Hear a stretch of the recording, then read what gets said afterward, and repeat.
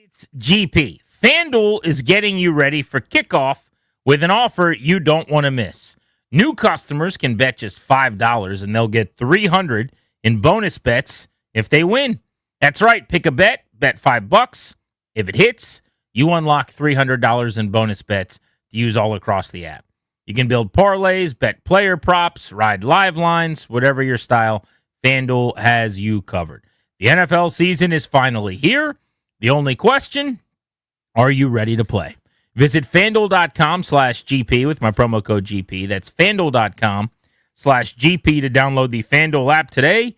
And to get started, that's FanDuel.com/GP. Must be 21, present in Virginia, first online real money wager only, $5 deposit required. Bonus issued, non-withdrawable bonus bet expires in a week. Restrictions apply. See terms at sportsbook.fanduel.com. Gambling problem, 1-800-GAMBLER.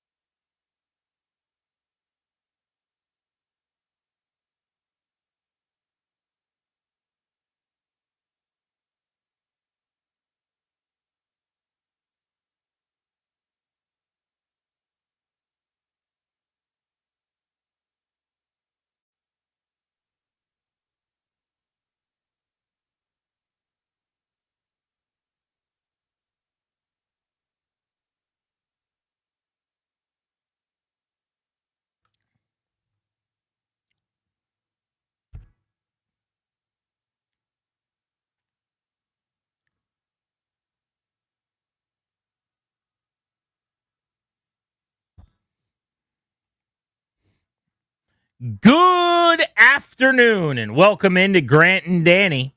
You are listening to The Fan on this Wednesday, September 3rd, 2025. We will be with you for about an hour and a half today.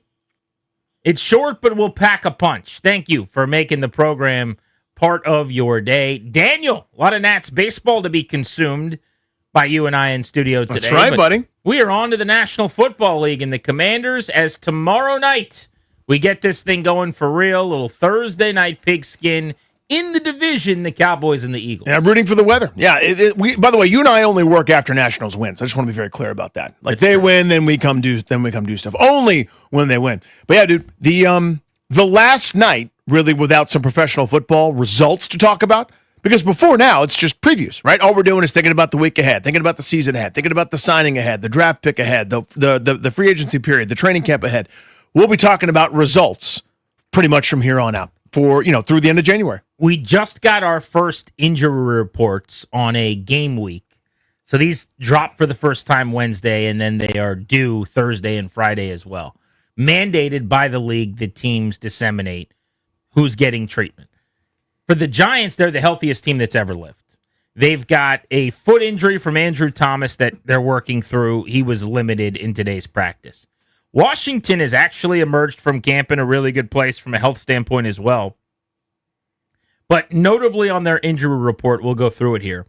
Zach Ertz did not practice today, but that was not injury related. That's rest. Is anybody better than Dan Quinn at just keeping his guys healthy?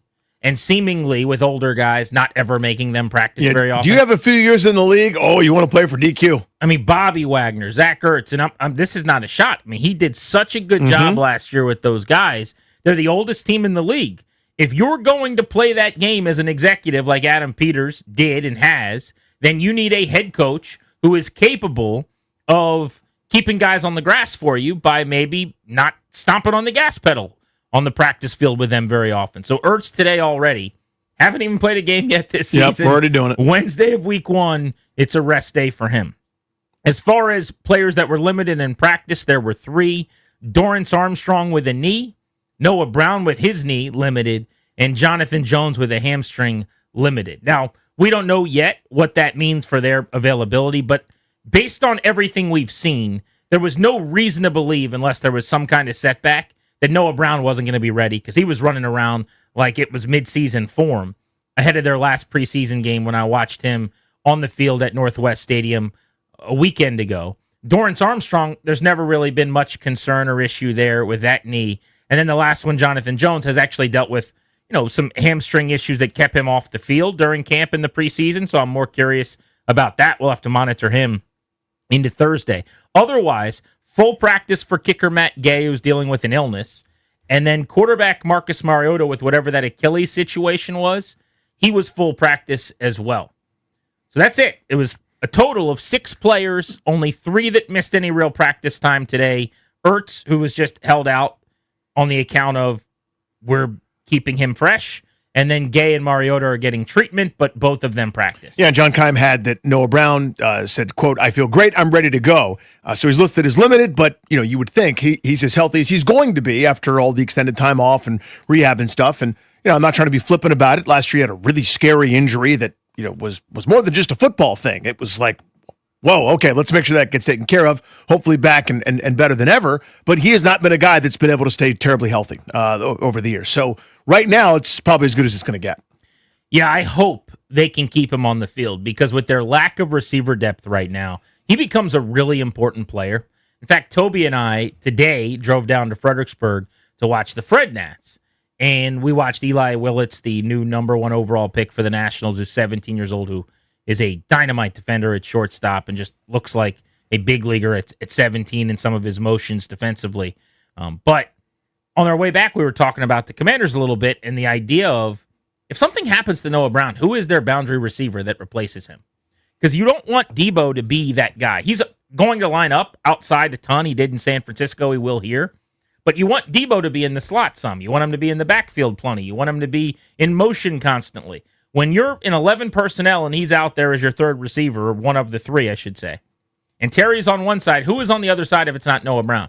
Right now, that's either got to be Debo, which handcuffs you from some of the stuff you want to do with him, or it's probably Jalen Lane, the Virginia Tech wideout, who is best served in the slot and doing other things as well. So unless they're able to sign Kendrick Bourne, and we're still awaiting word on what's going on with that, he worked out for the team. He was in the facility yesterday, but they have not signed him to this point. They don't really have a ton of depth behind Brown, so they need him to prove more durable than he's been able to over his career. Next, though, speaking of receiver, I want to give people an update on Terry McLaurin. He spoke today about whether or not he's going to be on a snap count, and his answer was actually really, really interesting. So we'll do that next on Grant and Danny here on The Fan.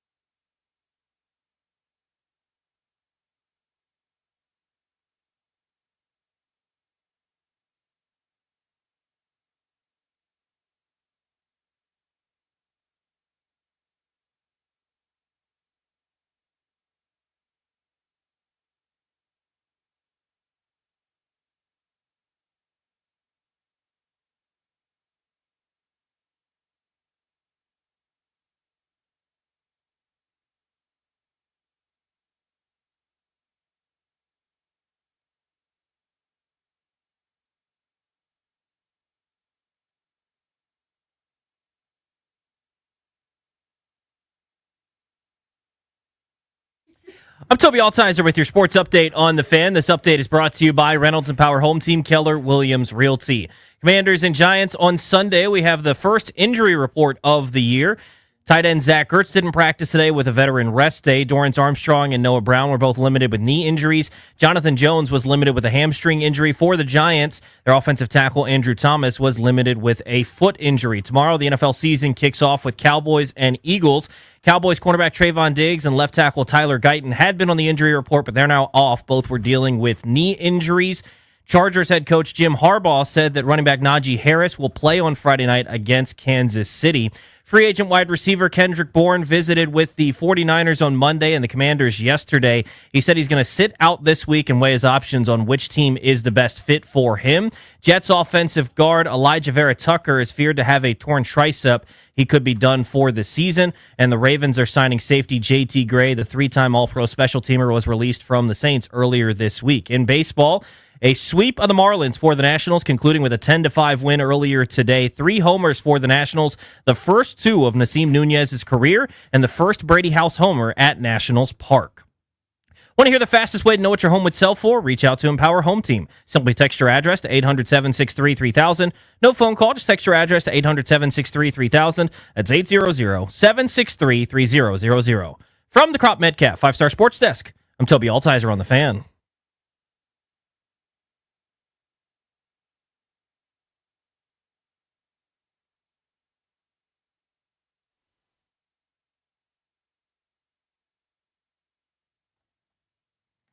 Thanks to Tobes for the update. Welcome back, Grant and Danny on The Fan, brought to you by the law firm Condorian Murad. Estate planning, elder law, real estate transactions, probate administration.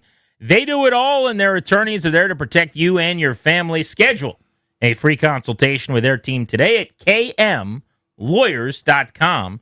Be sure to tell them we sent you. Get a discount. That's kmlawyers.com. Danny, tomorrow we're taking the show out and about with the people. Ahead of the Thursday night opener in the NFL, we're going to be at MGM National Harbor tomorrow and Tap Sports Bar.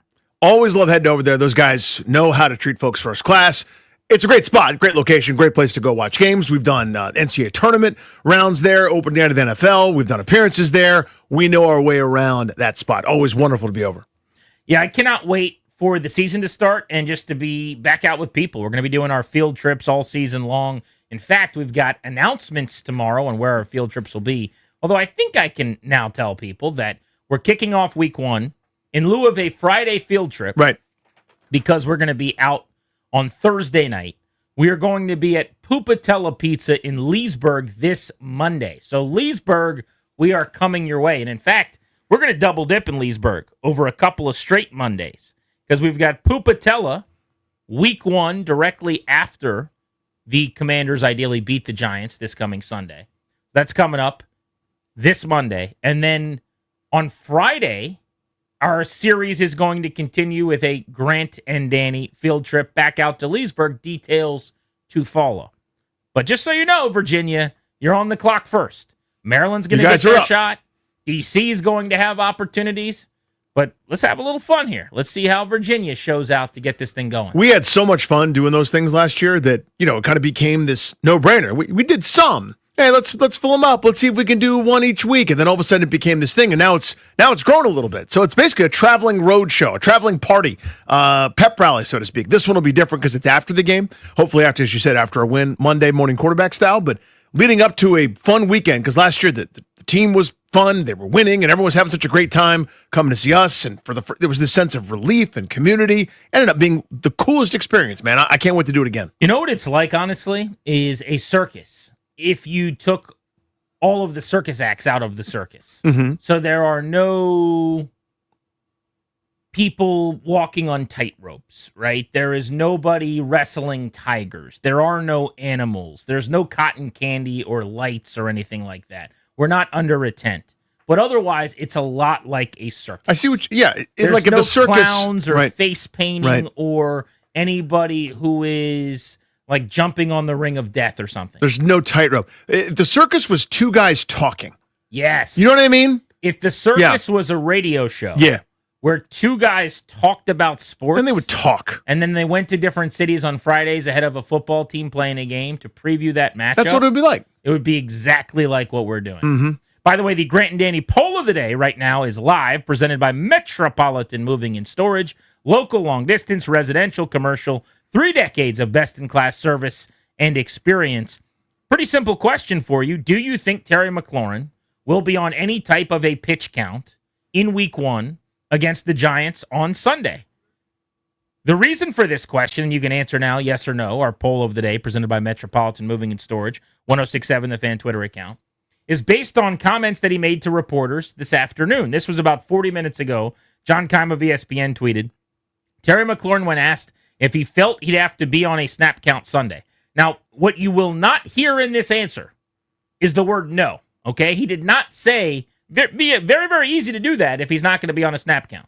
Hey, do you think you're going to be on a snap count on Sunday? You could just say, no, I'm full go. No, I'm going to play every snap. No, I'm going to do what I normally do. Here's what he actually said. I feel I'm in great shape right now. I'm going to be communicative throughout this weekend and how I'm feeling Sunday, but as of right now, I feel really good to go, end quote. That is not no. Now, that doesn't mean he's going to be on a 15 snap or 20 snap count, but I have said all along, I know a lot of people feel like he's just going to come back, be in great shape. Of course, he's in good shape. He could run on a treadmill for an hour, I'm sure. He could sprint for 30 minutes without stopping. He could run a marathon. Different than football shape. Mm-hmm. I have felt like he is absolutely going to be on some type of pitch count, especially because they have a short week and they play again on Thursday. So you can't run him out there and risk injury with 65 snaps, ideally, if they can get enough first downs and move the chains enough against the Giants, and then another 59, 65 snaps against the Packers. 130 snaps over a 5-game span is completely unrealistic for a guy who didn't have a training camp or a preseason in any way. Now, you could say, okay, well, that's a lot of snaps. It might be 49 and 57. Still, if you want to add it up to about 100, let's say, which it's going to be more than that, that's not an ideal situation for a guy who just hasn't been on the grass or played any football, other than the last 12 days in very scaled-back practices as they ramp up now for the start of the season. But, Danny, he could have said, it would have ended this thing, and I'm ready to go. I'm full go. They don't have to worry about me. I'm going to play. It's like the hold out, the hold in never happened. I did not hear that in that answer. Right. And I think that's because that's not what the answer is. Like if he was 100%, now, again, I always hate this. We learned this distinction with Robert Griffin so many years ago, the difference between cleared and 100% and, all those different things therein, that scale. He is healthy, yeah, for sure. He's 100% healthy. And that's not what this is about. This is about, it would be foolish, quite frankly, to go, okay, treat him just like he'd been here the whole time. Because you're asking for a pulled muscle. You're asking for a strain. You're asking for something as a guy that's going to go compete at the highest level we've got, whether it's running a route, whether it's a block, whether it's doing everything that you have to do on a football play to make it successful. There's a reason that, as you said, guys that go jogging for extended periods of time don't just trot out to the NFL. It's a completely different kind of shape that you can't compared to, because you're not being hit. You're not doing all the different parts of recovery. You need time. People much smarter than me who have done this. Kadri Ismail was on with the Junks. Darren Orlovsky obviously didn't play receiver in the NFL, but he said, yeah, it's going to take a while. He's not going to be himself for a while, and it'd be stupid to expect him to, because you're now risking the season where you say, okay, go out full bore, you pull something, and now you don't have Terry McLaurin himself, not just for 1 week, but for 5 or 6, and now it becomes kind of the story of the year. There's no reason to do it other than you'd love to have him out there at full speed, but you also have to be patient and judicious. I also don't think teams and coaches think this way. But while the Giants game is added value more important, worth 2, so to speak, because it's a divisional foe, the Week 2 matchup on Thursday night against the Packers is probably actually a more important matchup on paper going into the season with another fringe playoff wildcard caliber team. Now, again, teams don't view it that way. But I would bet, and a computer would tell you at a very, very high rate, that the result against the Packers on Thursday Night Football a week from tomorrow is actually going to matter way more to them than the result against the New York Giants in the opener, because of Green Bay being probably really good and the Giants probably not being that good. And I say that only to then say, I need Terry McLaurin available to go make a big catch for me on third down and to score a touchdown and to help put me over the top against a better opponent. I don't know if I can beat the Giants without Terry McLaurin, but I like my chances to be in that game at the end. With the Packers, who are theoretically better, I think I'm going to need all hands on deck. I'm going to need my horses. And so I can't have him go out there and give me everything he's got against the Giants. And then come Thursday, now I've got to be extra careful and he can only play 17 to 20 snaps or something. I need to work back from how do I get a really good McLaurin against Green Bay on the road performance? Because if I could get to 2-0 through 10 days with 2 conference wins, including one in the division. Huge deposit there. I'm farting through silk. Like that is gold. So you start to think about, and actually, I know that's antithetical or tough for old school folks to hear that a division game might matter less, but think about the NFC and how crowded it is. Teams that they're going to be, again, just foreseeing and looking towards regular levels of prognostication, they're going to be competing directly with Green Bay, with Atlanta. They play. These are 2 of the teams they play in the first 4 weeks of the year. Chicago potentially in that really tough division, but the Seahawks, the Lions, the Vikings. That's before you get to any of these divisional games. So yeah, the easiest path, just win your division. That's easier said than done, of course. When Philadelphia's really good, the defending champs, one of the best rosters in the sport, etc. The NFC's pretty crowded. Teams that they are again directly going to be competing with. Your NFC record matters a lot. The head-to-head record is going to matter an awful lot. And again, Seattle may not be as good as they are, but they're playing in a potentially weaker division. So if Seattle does what they did last year, what they seem to do every year, win 9 or 10 games, how much more important is that Seattle game where you end up playing them? So there's actually some validity to what you're talking about. I want to play a game a lot like Terry McLaurin playing a game against the Giants or the Packers. Darius, fire up the game show music. Here's the way this is going to work. We'll go round the horn here. We're going to see who can hit this one on the nose. I want to know, I've got the odds in front of me via Bet Online on who the most likely quarterbacks to be benched are this season. I'm going to go round the room, Danny, Toby, and Darius, and I'm going to see who you think is the first quarterback, the most likely quarterback to be benched first this season. So, Danny, you get the first shot at this draft. Quarterback to be benched. First quarterback benched. I got some nominees in mind. You don't want to help your opponents. No, I know. I don't want to say them out loud. Show me Spencer Rattler. Spencer Rattler is plus 250 to be the first quarterback benched. Good answer. Good answer. Good answer. We'll take that. Toby, first quarterback to be benched this football season. Inexplicably, I'm standing next to a Giants fan, so I'm going to say Russell Wilson. Russell Wilson, very good. Good answer. Good answer. He is about plus 750 to be the first quarterback benched this season. He is in the top 5, I will let you know. Darius, first quarterback to be benched this football season. Whew. I'm going to go with one former New York Giant in Daniel Jones. Oh, good answer. Can't go wrong with Daniel Jones. He and Anthony Richardson were competing deep into training camp. Daniel Jones at 5-1 is in the top 3 among the most likely quarterbacks to be benched. Here is the order. Most likely QB is Spencer Rattler here we of go. the New Orleans Saints. Nice. Joe Flacco, right? That was the only of the Cleveland Browns. Then Daniel Jones of the Indianapolis Colts. J.J. McCarthy, Minnesota Vikings, which I find really interesting.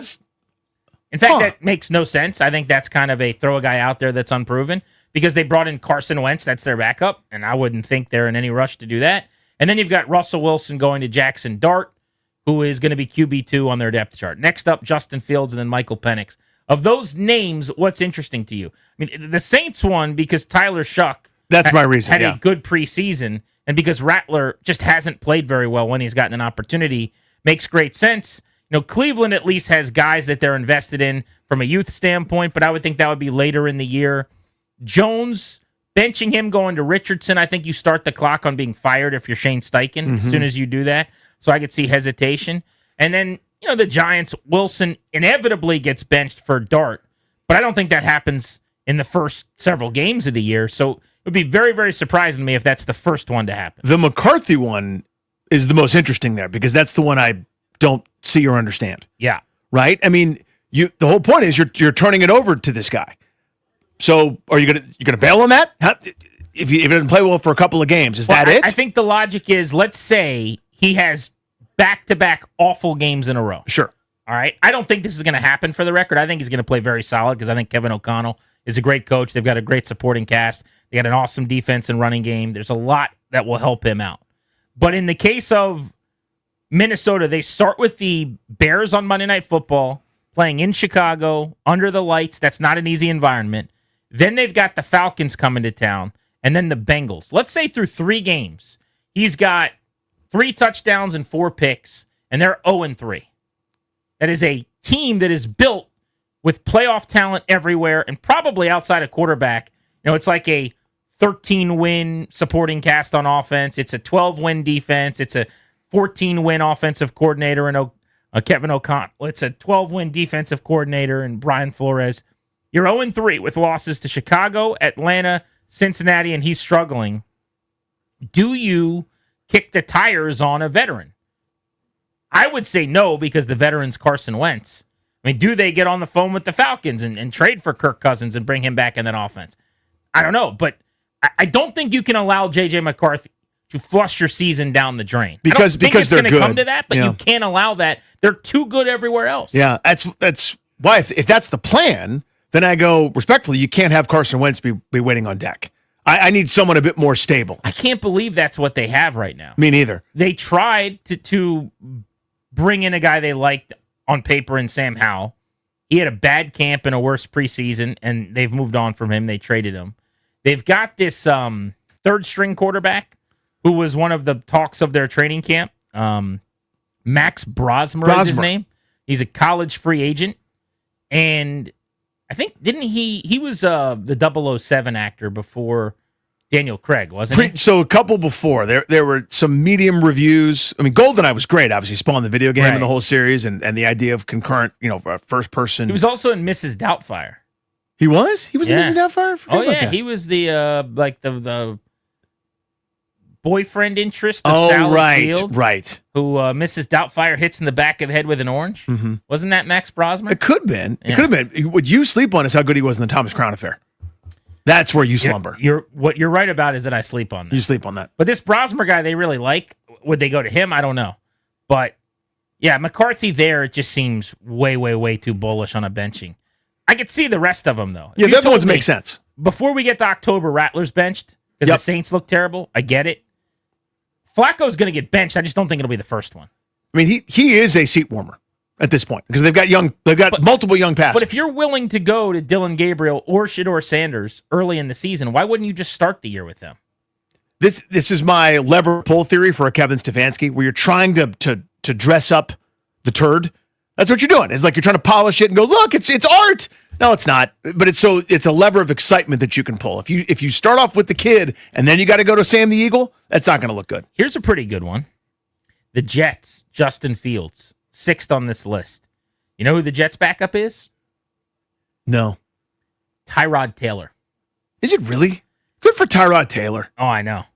Tyrod Taylor is the guy that's always a little bit better than the crappy starter in front of him, kind of. He always ends up in that situation where somebody's giving someone a chance, and then he could come in and actually make your team a little bit better. You want to settle things down a little bit. He's the rich man's Chase Daniel. Michael Penix of the Falcons listed 8th here at 9-1. I think there's a way better chance that Michael Penix is exceptional than that he gets benched. We just haven't seen a whole lot of him. But Atlanta feels like they can make the playoffs. Like, I think it's probably an 8-9 win team. But if you told me right now they go 11-6, that wouldn't surprise me. They beat Tampa twice with Cousins playing through the injury last year. He was great in those games. But then they almost made the playoffs with a month of him not throwing a touchdown, throwing picks, hurt, and all that stuff. If you have Penix come out and play well with Bijan Robinson at running back, and they drafted 2 new starters now to come off the edge to fix their biggest problem for years, rushing the quarterback, I think they could actually be really good. But what if early in the season, Penix is not playing well, and you got Kirk O'Chains now healthy, standing there waiting, and Raheem Morris, a couple of years in, is starting to feel a little bit of heat. Winnable division. Let's say Tampa Bay's off to maybe a slow start as well, and you feel like, are we sure? I mean, they lose to the Bucs. They lose to the Vikings. In this hypothetical, they're 0-3 going into Washington, and Penix hasn't played well. Could you see that?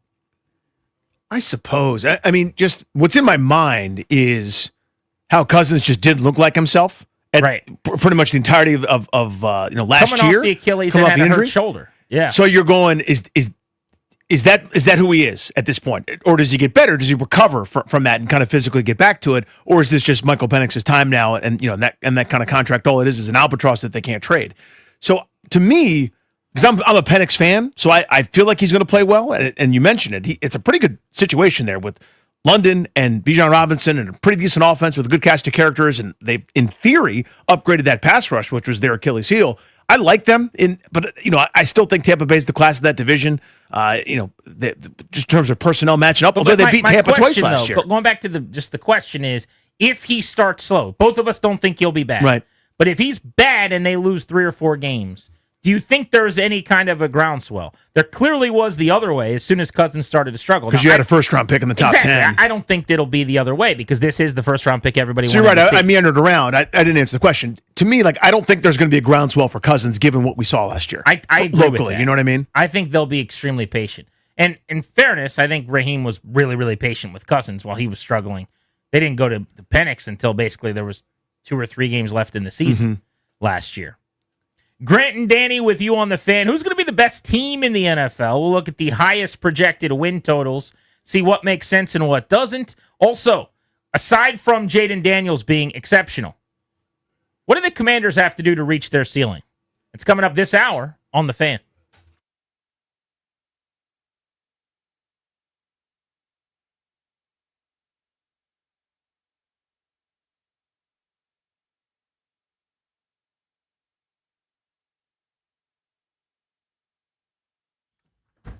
Hey, it's Grant. My friends at FanDuel got a cool thing going on.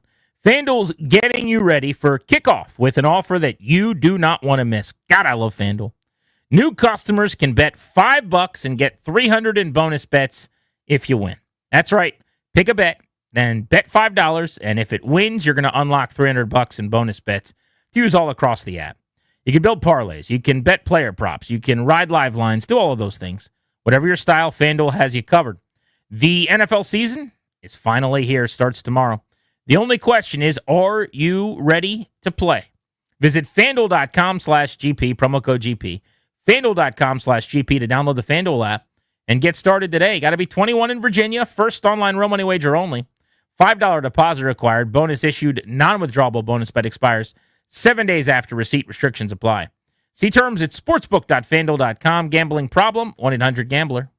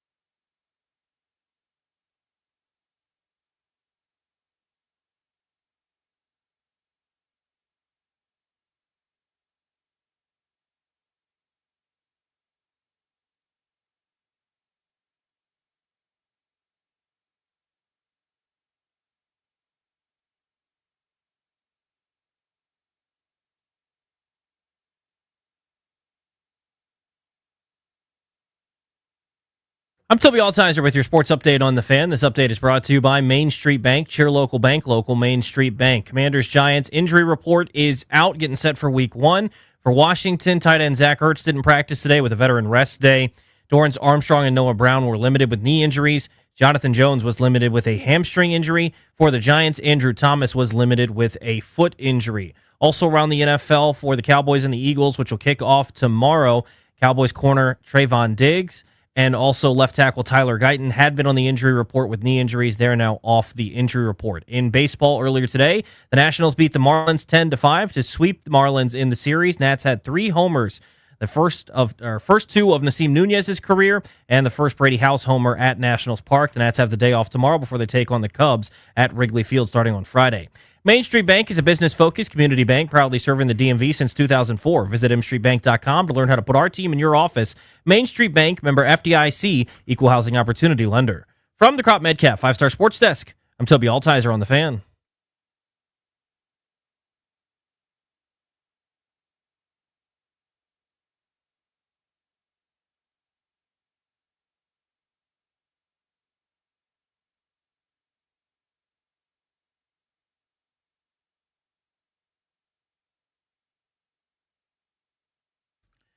It's finally NFL game week on the Fan. Tomorrow night, we will be watching week 1 football, Eagles, Cowboys in prime time. And in fact, the show's going to be on the road at the MGM National Harbor at Tap Sports Bar. And when we're done at 6:30, B. Mitch and Finley from Middays are going to be out there hanging out with listeners deep into the evening. So come on by and spend the day with 106.7 The Fan. As a reminder, our Friday field trip this week is actually going to be on a Monday after the game. We're going to be out in Leesburg. We will be at Pupatella Pizza in Leesburg on Monday. So if you want to hang with us, Thursday, we're in Maryland, MGM National Harbor. And Monday, we are at Pupatella in Leesburg. You should come to those events. Who's going to win the most games in the NFL this season? Highest win projections according to some of the DVOA numbers and their projections here. Buffalo Bills, Baltimore Ravens are the 2 teams at 12 wins via these numbers. At 11 wins, there are 4 clubs, including the Washington Commanders, which I love. DVOA, by the way, all in on the Commanders. The 11-win teams are the 49ers, the Chiefs, the Lions, and the Commanders. So in the case of Detroit, they've become a perennial power in the conference. Obviously, Washington last year, NFC Championship game berth. San Francisco's been a mainstay in the conference championship round and has made Super Bowl appearances. And the Kansas City Chiefs, is there a season They're the happening? Chiefs, yeah. They're probably going to win the AFC West and have double-digit wins. So I get all those. But notice, I haven't said the Eagles yet. That's the first thing that jumped out at your pal, Fannie Mouye, right? Eagles, Rams, Packers, Broncos, a 4-team tier at 10 projected wins. So I figured we could go one by one through these in a moment. But first, who do you think has the most wins? If one team stands alone with more victories than anybody else, who's it going to be? I think it's the Bills. Probably the best team on paper, certainly in the AFC, right? They've got every Better ingredient. than the Ravens? I think so. I mean, Wow. let me rephrase. As good a team, and then maybe the better situation. I think that AFC North teams will beat each other up. I mean, the offense of Cincinnati is elite. You know, Pittsburgh's going to win a game with like a block punt and another special team score and a pick 6 or something else weird. So I think just it ends up being tougher. And the Ravens, by the way, despite being historically good last year, outscoring teams by 157 points in every possible metric, and their simple rating system was the best in the NFL, they always have 2 or 3 inexplicable what the hell are you doing? How the hell did that happen? Losses, despite maybe having the highest ceiling in the whole sport. Buffalo, I think the division's weak. I don't trust Miami to do anything to get out of their own way. I think New England is the second best team in that division. That's a 7-8 win outfit to me. And I think the Jets will be jetting the entire year. So I think Buffalo has kind of a ready-made 5-1, 6-0 already in their bag. So the reason I followed up with you and double-clicked on Buffalo is the common perception, the consensus right now is that the Ravens have the most talented team, certainly in the AFC and maybe in football overall. So when you said you thought Buffalo was more talented, I just thought that was interesting. But the reason I think the Bills is a great answer, Danny, strength of schedule. Now, the Ravens have the 9th hardest schedule in the NFL this year with a 533 win percentage. Opponents' combined record last year was 154 and 135. The schedule includes 9 games against 2024 playoff teams. Whereas, if you look at the Bills, they are on the same metric that the Ravens are top 10 hardest schedule. They're all the way down at 23. They have a bottom 10 schedule in terms of strength. I think the divisional thing that you brought up is the biggest reason why. Miami might be your stiffest competition, 2 games there. New England's going to be better, 2 games there. And then you've got a cupcake, theoretically, in the Jets.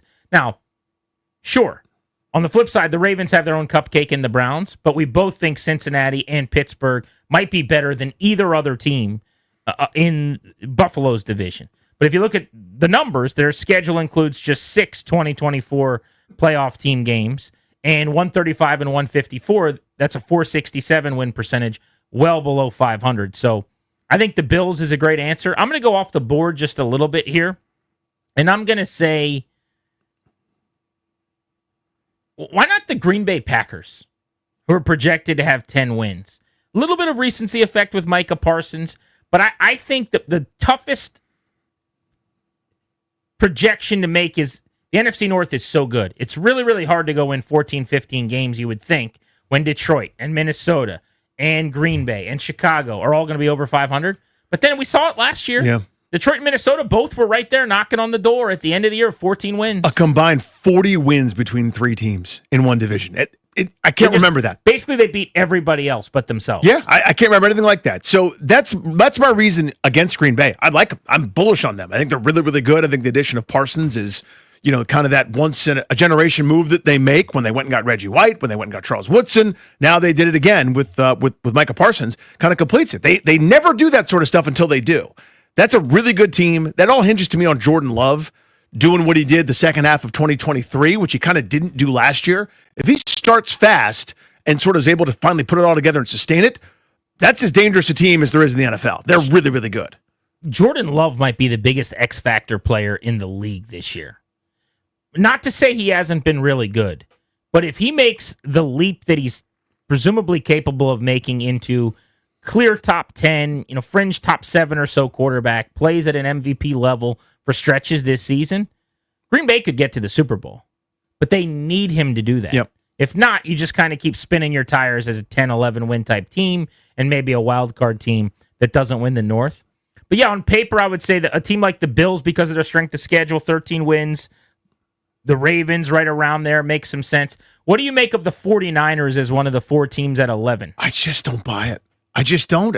You look at their injury report. I mean, that's the story to me. Now, if you tell me Christian McCaffrey plays 16 out of 17 games, if you tell me that Brandon Ayuk comes back with no complications and the Q next to Juwan Jennings' name isn't a problem, and you go up and down the list and they get healthier, then I'm going, yeah, they win that division. They're in the NFC championship picture again. They're a team you don't want to play, and Kyle Shanahan's great, and Brock Purdy throws for 4,400 yards and 31 touchdowns. I just don't believe it. I mean, the gap between what it looks like to me on paper and where all the prognosticators have them, they were 6-11 last year, constantly banged up, old and hurt. Now they're going, yep, it's all going to be fine. 11 wins. Everyone's so bullish on them. Ayuk's on PUP, by the way. He's going to miss a month. Yeah. They are the ultimate. Nobody seems to care that their roster's not as good as it was team. When people talk about San Francisco, they talk about the stars and the scrubs approach essentially on offense where, yeah, they still have Kyle Juszczyk, who might be the best fullback. They still have George Kittle, who might be the best tight end. They still have Trent Williams, who might be the best left tackle. They still have Brock Purdy, who's a very good, solid starting quarterback. They still have Christian McCaffrey, who might be the best running back. And maybe that's the whole argument. But does nobody care that this receiver room is in shambles? Ricky Pearsall was a first-round pick out of Florida. Maybe that's where we're missing the boat. Maybe people already know that Pearsall's a dog and he's going to be great, and you and I haven't seen it. Juwan Jennings, who's a former 7th-round pick a handful of years ago and has been a third-down war daddy for them. Maybe that's the idea. He had a 3-touchdown game last year, and he's just going to go make 80 catches and go for 1,000 yards and help replace Debo. Do you realize, though, they elevated Marquez Valdez-Scantling from their practice squad today, who they just brought in this week, and he's already a starter, an 11 personnel. Like, he's going to be on the field for them. So I just have a hard time. I know it's Kyle Shanahan. I know he gets guys open. I get that he made Jabbar Gaffney a 1,000-yard guy in D.C. in this offense. But I need a little bit more than a banged-up Juwan Jennings. I'm not even sure if he's going to play or will be 100%. And Ricky Pearsall, who was a rookie last year, got off to a slow start after tragically being shot. And then Marquez Valdez-Scantling, who bounces all over the place and is a nomad. There seems to be a lot of confidence in San Francisco's defense because they are going to be better coached. They're getting Robert Saleh back as their defensive coordinator. So maybe that'll be a big boost. But they lost talent. They have 2 new starters that came in from... And they drafted heavy on defense, too. I mean, that was their thought. But they have 2 rookies, basically, that they're counting on in the back end. Yeah, I don't see... I think they had among the highest over-under win totals in the NFL. And that's counting on a couple things to me. The Rams not being anywhere near as good as I think they can be. That's Matt Stafford health dependent. The fact that the Cardinals are not terrible. Everyone just goes Cardinals and they roll their eyes. They had a positive point differential last year. They were middle of the pack in both offense and defense. I'm not telling you that that's a 15-win juggernaut that's going to beat the brakes off of people, but I'm also telling you they're not the Cleveland Browns. They're not you don't down at just their get bottom. to sweep them because you play them twice. Right. They're a mild friskiness. And you had in Seattle that just, I don't think has a terribly high ceiling, but they won 10 games last year. I just don't see the cakewalk for San Francisco to march to 11, 12, 13 wins. But that's where the betting industry seems to be. Now, I don't have enough confidence to wager on it because it's one of those things where I feel like I'm taking crazy pills, Mugatu style from Zoolander. But just weird to me, man, that everybody seems so bullish on San Fran. I think it's just schedule. I don't think there's anything more to it than that. I think the fact that they play 7 games against teams that picked in the top 10 last year, the worst teams in football. That certainly helps. I think that the assumption is they'll go 5-2, 6-1 in those games. If you split everything else, you end up being 10 in 11, that 10-11 win range. But that is the highest win projections according to DVOA. Washington was in that conversation. Let's get into the Commanders next. Other than Jaden Daniels, what do they have to do to hit that ceiling and to be in the conversation as the best team in the NFC? This is The Fan.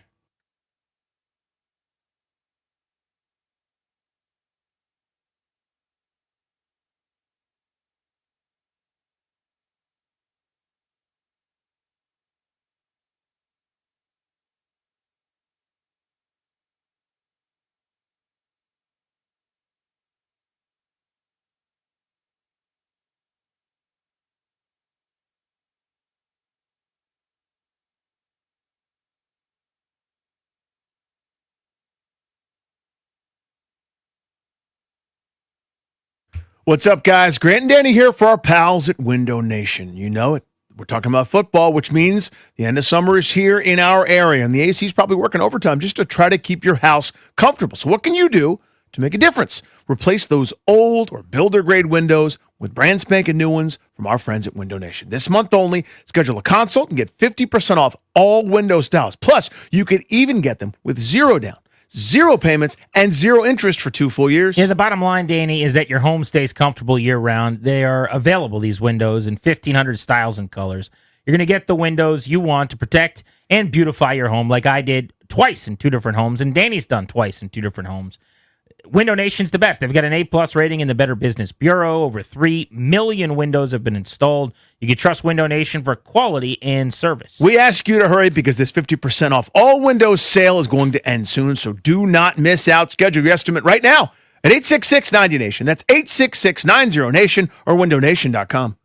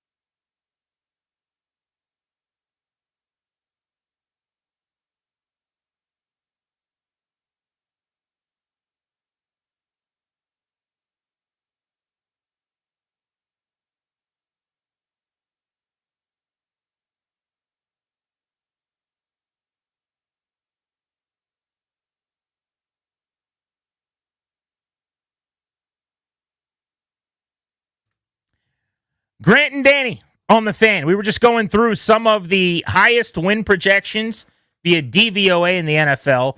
Bills and Ravens, both out of the AFC at 12 wins. Tops in the NFC, 49ers, Lions, Commanders, all sitting at 11 projected wins. So the question is, other than just Jaden Daniels being awesome and replicating last year and playing at an MVP level, how does Washington hit its ceiling?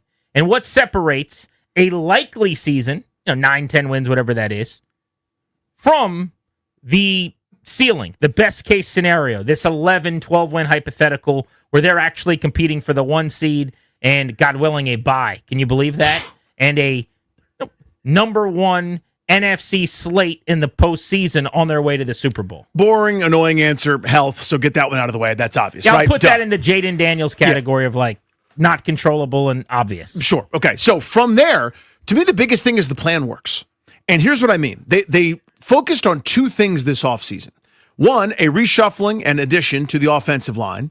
That is, Laramie Tunsil is the guy that they certainly think he is, that Brandon Coleman takes to the guard position like a duck to water, that Sam Cosby comes back and is himself at guard, or some combination of Wiley, Allegretti, et cetera, with an athletic Josh Connolly at right tackle, is the massive upgrade that they clearly spent all of their resources on. The offensive line is good. It allows you to call everything at any time. Not one of those, well, we got to leave John Bates in to help chip somebody, and we can only run max protect on certain downs. You can run the whole thing, and defense are terrified of you. Flip side, on defense, their plan, whether you would have done this or not, this is what they did. We are beefing up against the run. That's the way to unlock a better pass defense, certainly a better run defense. We'll be better on 3rd and 7 because we put you in 3rd and 7 with this sort of, hockey style shifts, guys coming in and out of the game for different sub packages to rush the passer. If their plan works on the lines, we can be talking about something special. So I'll even isolate it for me to the defensive line because I have a lot of confidence in their O-line being very good as the year goes on. I am more curious while I am optimistic about the defensive front. I've seen Daron Payne play at an elite level. I know he can do it. Does he still have that club in the bag? I'm looking forward to finding that out. Javon Kinlaw is a guy that's going to have 4 hands on him a bunch, right? There's going to be double teams. He's going to attract attention. He's just the largest man who's ever lived.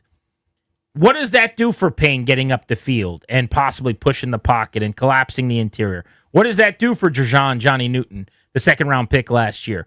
Someone's got to step forward and help rush the quarterback from the inside. I don't think that's Kinlaw. I think they're bringing Kinlaw in essentially to free somebody else up at that D-tackle position as a pass rusher. But the edge might be more important. I always now start with D-tackle because I think the best way to bother a quarterback is to force them off their mark and get them moving. It used to be you need the edge rusher because they'll get the sacks. Well, now I just step up in a pocket that's fairly clean and escape like a surfer through a wave, and I'm fine. So really, I start with, it's the old thing of how you bothered Tom Brady. You get guys' bodies falling around his feet.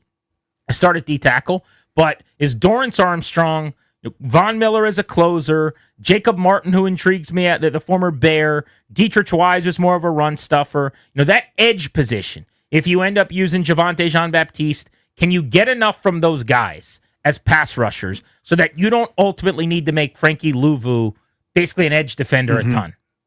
The more often he's doing that, now I'm missing things at the second level with speed. I need Frankie Louvu just roaming and being an assassin at linebacker as often as possible.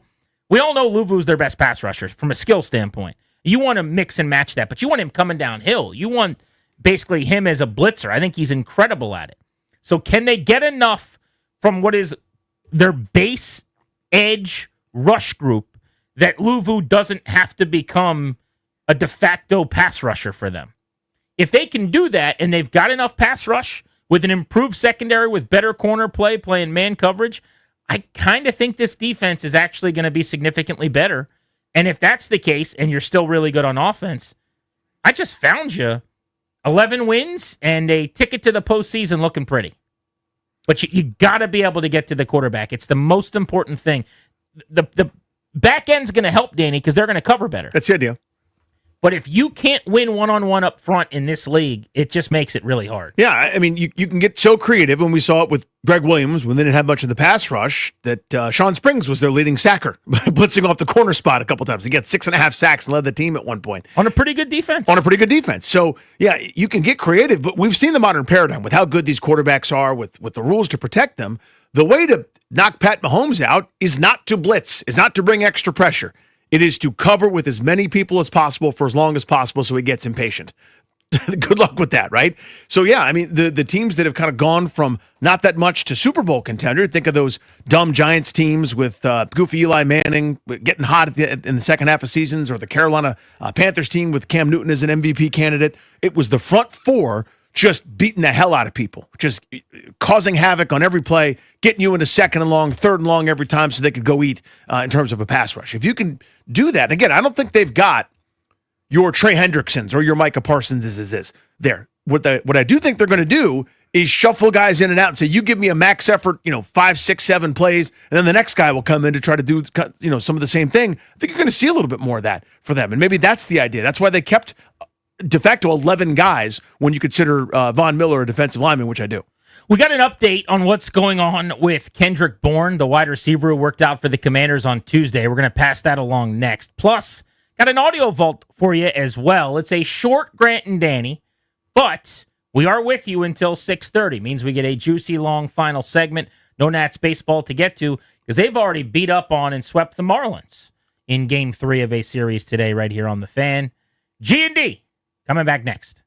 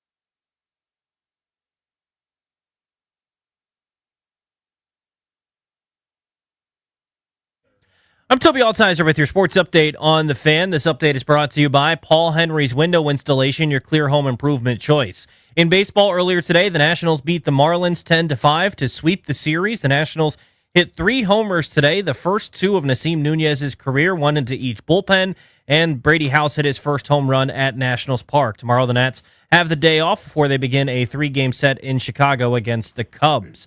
In the NFL, injury report for the Commanders and the Giants ahead of Sunday's matchup in Week 1. Tight end Zach Ertz didn't practice today. He had a veteran rest day. Dorrance Armstrong and Noah Brown were limited with knee injuries. Jonathan Jones was limited with a hamstring injury. Andrew Thomas for the Giants was limited with a foot injury. The season kicks off tomorrow with the Cowboys and the Eagles. The Cowboys got good news on the injury front today as cornerback Trayvon Diggs and left tackle Tyler Guyton were taken off the injury report. They were both dealing with knee injuries. Chargers head coach Jim Harbaugh said that running back Najee Harris is going to play Friday night against Kansas City, and Jets offensive guard Elijah Vera Tucker is feared to have a torn tricep. He would be done for the season.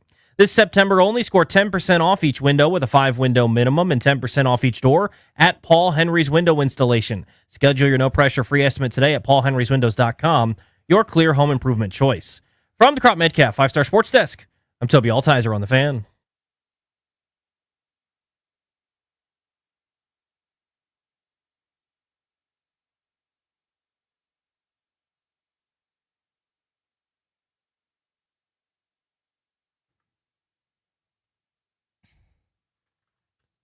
Thanks to Toby for the update. Welcome back, Grant and Danny on The Fan.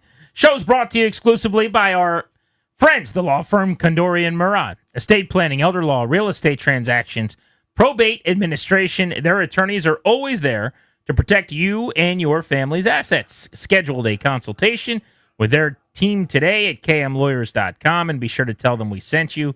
That's kmlawyers.com. We made the announcement yesterday that with our friends, the law firm Kondorian Murad, we are hitting the road this year to go to Arrowhead Stadium, Monday Night Football, late October, just ahead of Halloween.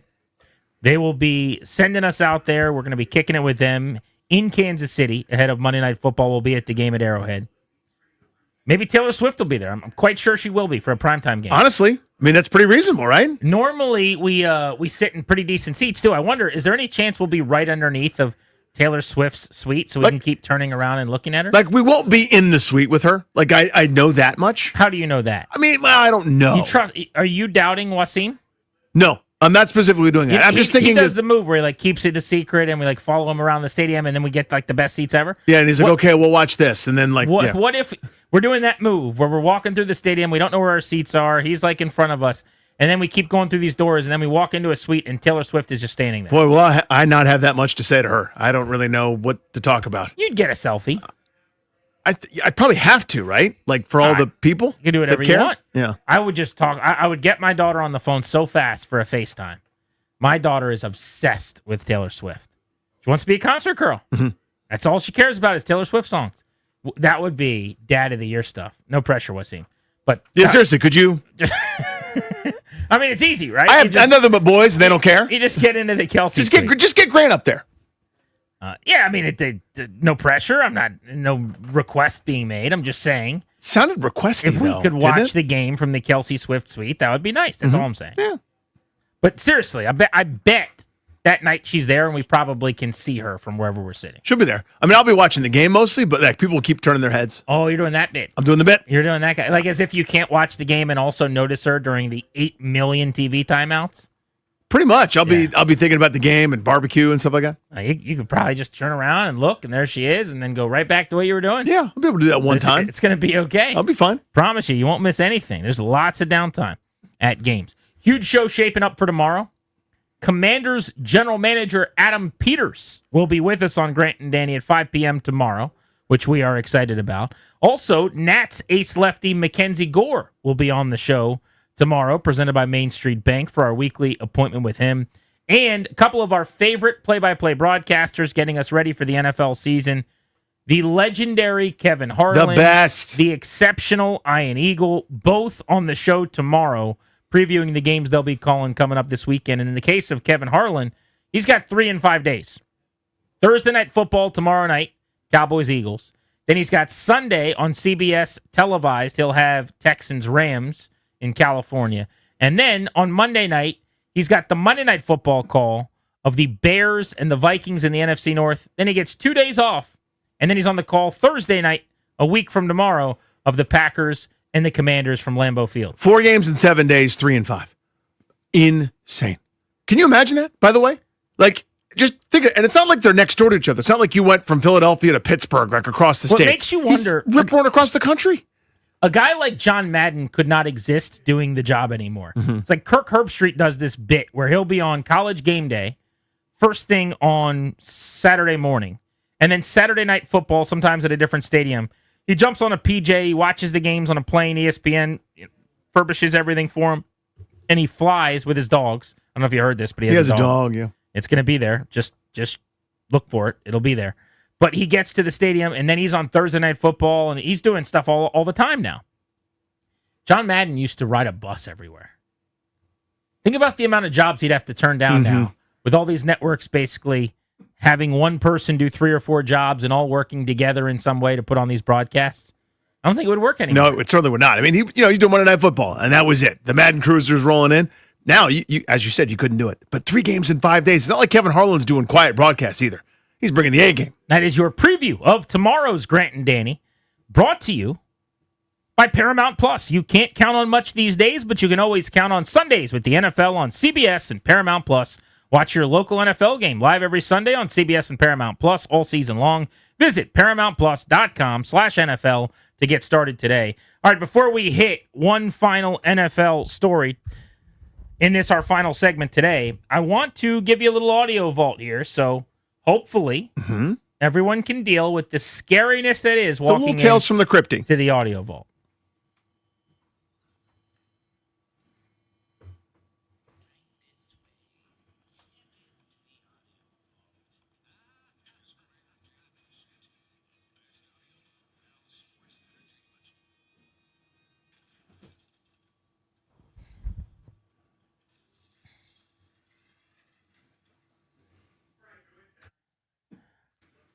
I will start with a Mike McDaniel clip from today. Now, where are you at on quirky Mike McDaniel and his extreme quirkiness as a quirky head coach who's quirky? It's a lot more fun when they're winning games. When they're not winning, it's a little grating, I'd imagine, if I was a Dolphins fan. I think that's probably fair, but where is Danny Rouillet at on his skits and bits? I think I'm, on a binary, I think I'm pro.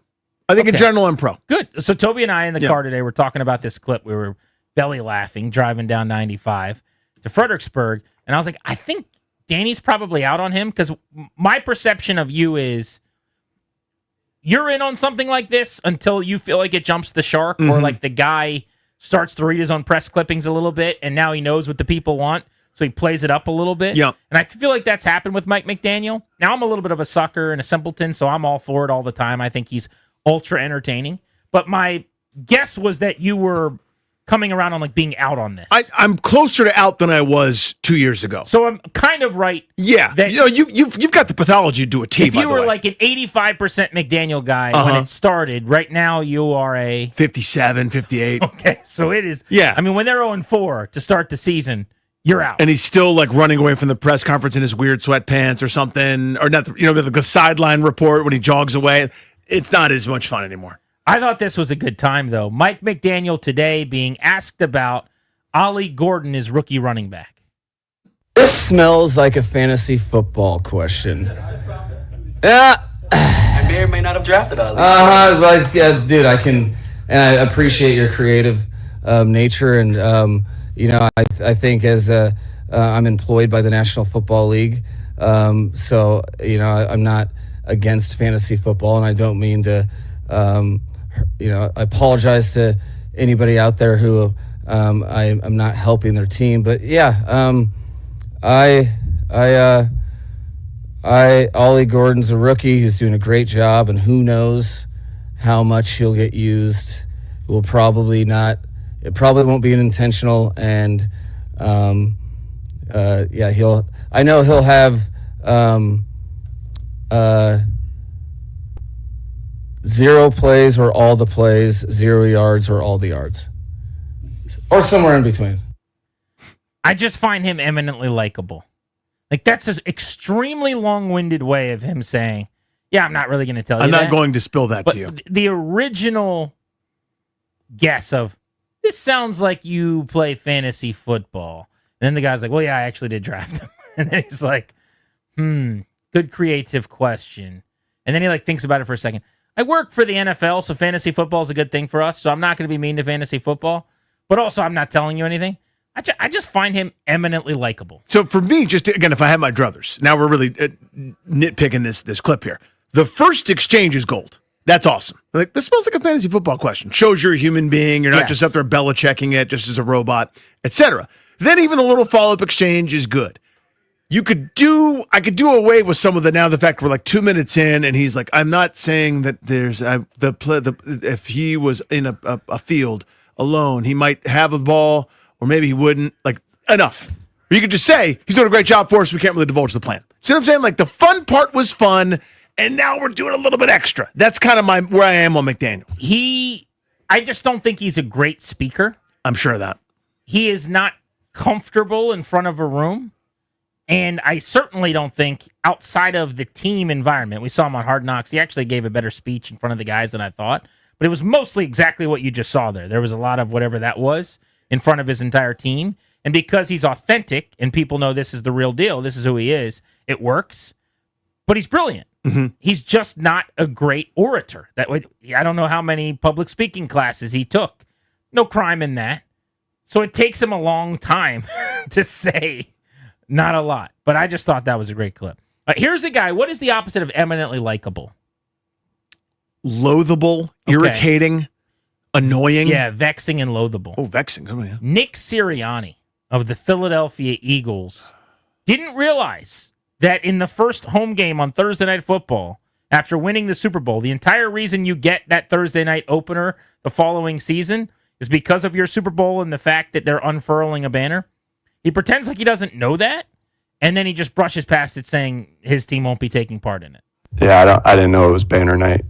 We won't be out for that. We've had a good training camp. I think we had good OTAs. I think our habits are going in the right direction, and you focus on those things as every practice that we go through. We're thinking about how did we tackle, how did we take care of the football, how did we take it away, how did we catch it, how did we block, and so you're just looking for those to constantly be on the rise. And I think when you practice with the intensity that our team practices with, and you get that good on good work that we've gotten for so long. Our good offensive line is going against our good defensive line. I find what he said there to be such an artificial tough guy bit. Remember when the Capitals and every other team in the history of ever, other than the Nationals who got robbed of this because of COVID, come out for their first game after they win a championship? And what is an amazing emotional environment.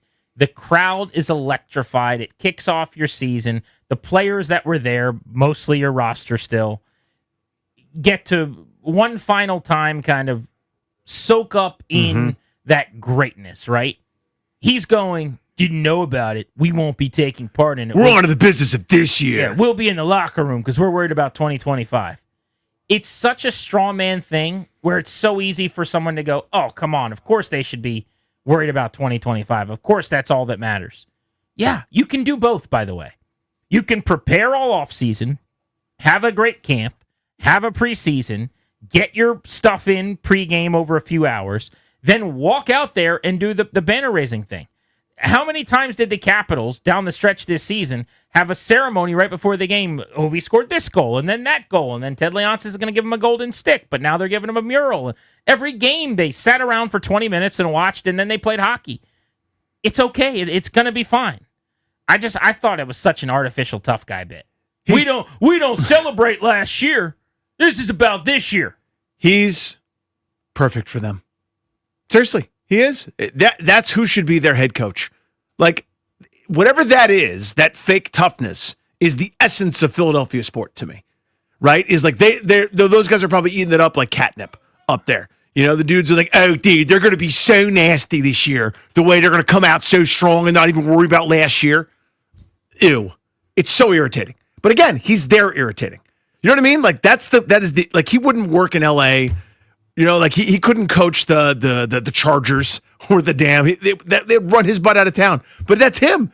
That's the dude. That's the guy that, like, knowing he's got 7 people behind him and you're only one person, you bump into him in that bar in Clarendon, and he's going to bow up to you knowing that he's got 6 guys who have his back. But he's perfect for them. Final clip in the audio vault today. We got bad news, football people. We got bad news, fans of the greatest sport that there is. We're going to have commercials on NFL Red Zone this year. It's no longer 7 hours of commercial-free football. Oh, no. It's just 7 hours of football with a bunch of commercials intertwined. Oh, no. Yeah, I'm serious. So the way we found this out was Scott Hansen was doing an interview with Pat McAfee. Now, apparently ESPN's deal with NFL hasn't started yet. I don't know why Scott Hansen's on Pat McAfee promoting Red Zone then, but I'm just a boy. What do I know? I know that I tweeted that it took ESPN 13 minutes to ruin Red Zone.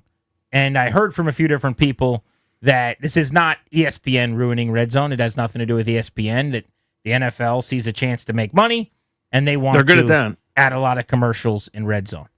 So this was Scott Hansen on with Pat McAfee today talking about how this is all going to work. I'll tell you this, we've had meetings all off season. We had our rehearsal. We had our dress rehearsal in week 3 of the preseason. And we are not going to sacrifice any great football for any of the business side of things, right? The business folks are going to handle the business, and we play the hand that's dealt us. But we will not miss a touchdown. We will not say, oh, okay, this is 1st and goal from the 5, but let's, sell some pizza or pick up trucks. You pick and choose your spots like anything. So I just don't believe that. I mean, that's not true. It can't be true. Here's what I mean by that. We sacrifice content all the time that's the whole point. The whole reason we're here, essentially, to keep the lights on. It only works if we do the best show in the world, but there's no advertisers and there's no one that is paying for this. They could have a lot of other things. They could have music playing for 30 minutes in between advertising. They could have, political talk and screaming about what's going on at the White House or whatever. This platform, we just talk about sports until the next commercials. And ideally, there's enough sports fans that they care about what you're saying and you try to be entertaining or whatever. But the whole point is the commercials. But we don't get to go to CK and go, hey, we got Adam Peters on. This is pretty damn good. Like, he's talking about the roster and some trades they almost made. We're just not going to take a break this hour. CK would say, get out of my office and go to break. And so my point is the idea that, like, we'll never sacrifice programming for you got commercials, man. They're paid for. You got to air them.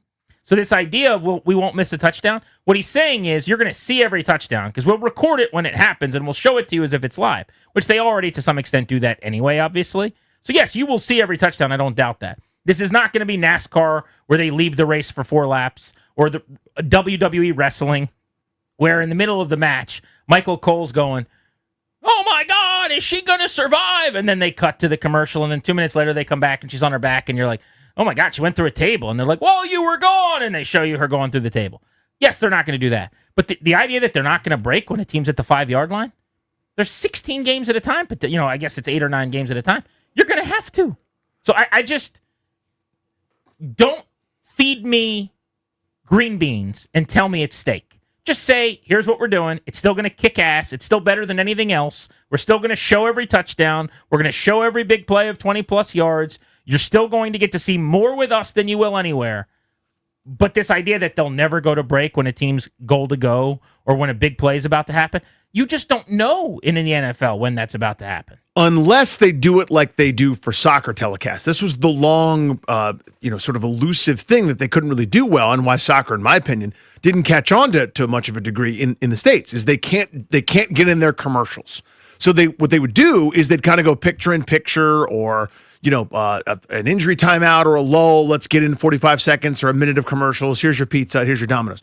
Unless they do that, like, do we know that they're 100% going to break for 3 minutes to, as you said, you're going to miss plays. I mean, already as it is now, to your point on Red Zone, let's say you're watching Packers-Lions. Not that it would be all, that's prime time. But you know what I mean? Packers-Lions, sure. And Green Bay's in the Red Zone. Well, you're automatically not clued into the 80-yard bomb that happened on, the first play of the Jets drive. You wouldn't think that's happening, but they're going to show you that in a second. Right now, we'll go box in box to show you what just happened in Carolina. Like, yeah, you're already kind of doing that to a degree. This is just sort of another step.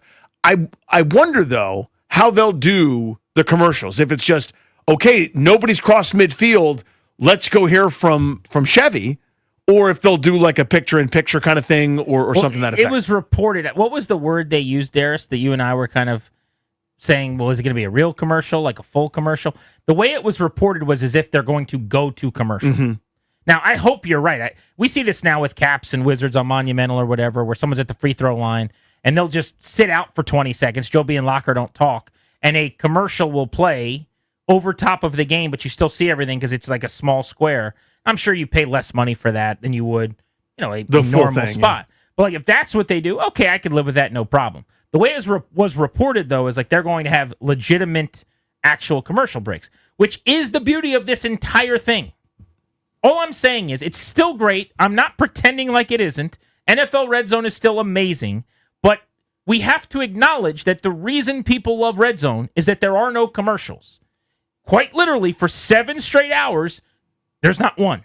It's just football, football, football, football, football. And when you now go football, football, commercial, football, football, commercial, you're changing the thing. Yep.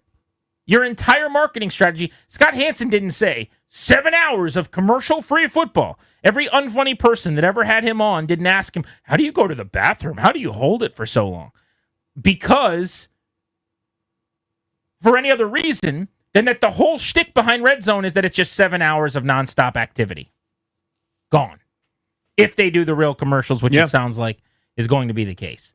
But a lot of people, I didn't know there were so many ESPN marks out there. Apparently there are. They must not watch First Take or any of those other shouty shows that come immediately to the defense of the worldwide leader. Numbers. Yeah. But like they were like, dude, they don't even run it yet. Okay, my apologies. They don't run it yet. It's the NFL Network. I don't care whose fault it is. It shouldn't have commercials, but I'm just a boy, and they want to make money, and I get the business. Well, here's the part that ticks me off is it's premium service. That's extra on the old cable bill for those of us that are still tied to the cable services, and they're not giving me a discount. See what I'm saying? Like, I pay extra for that thing.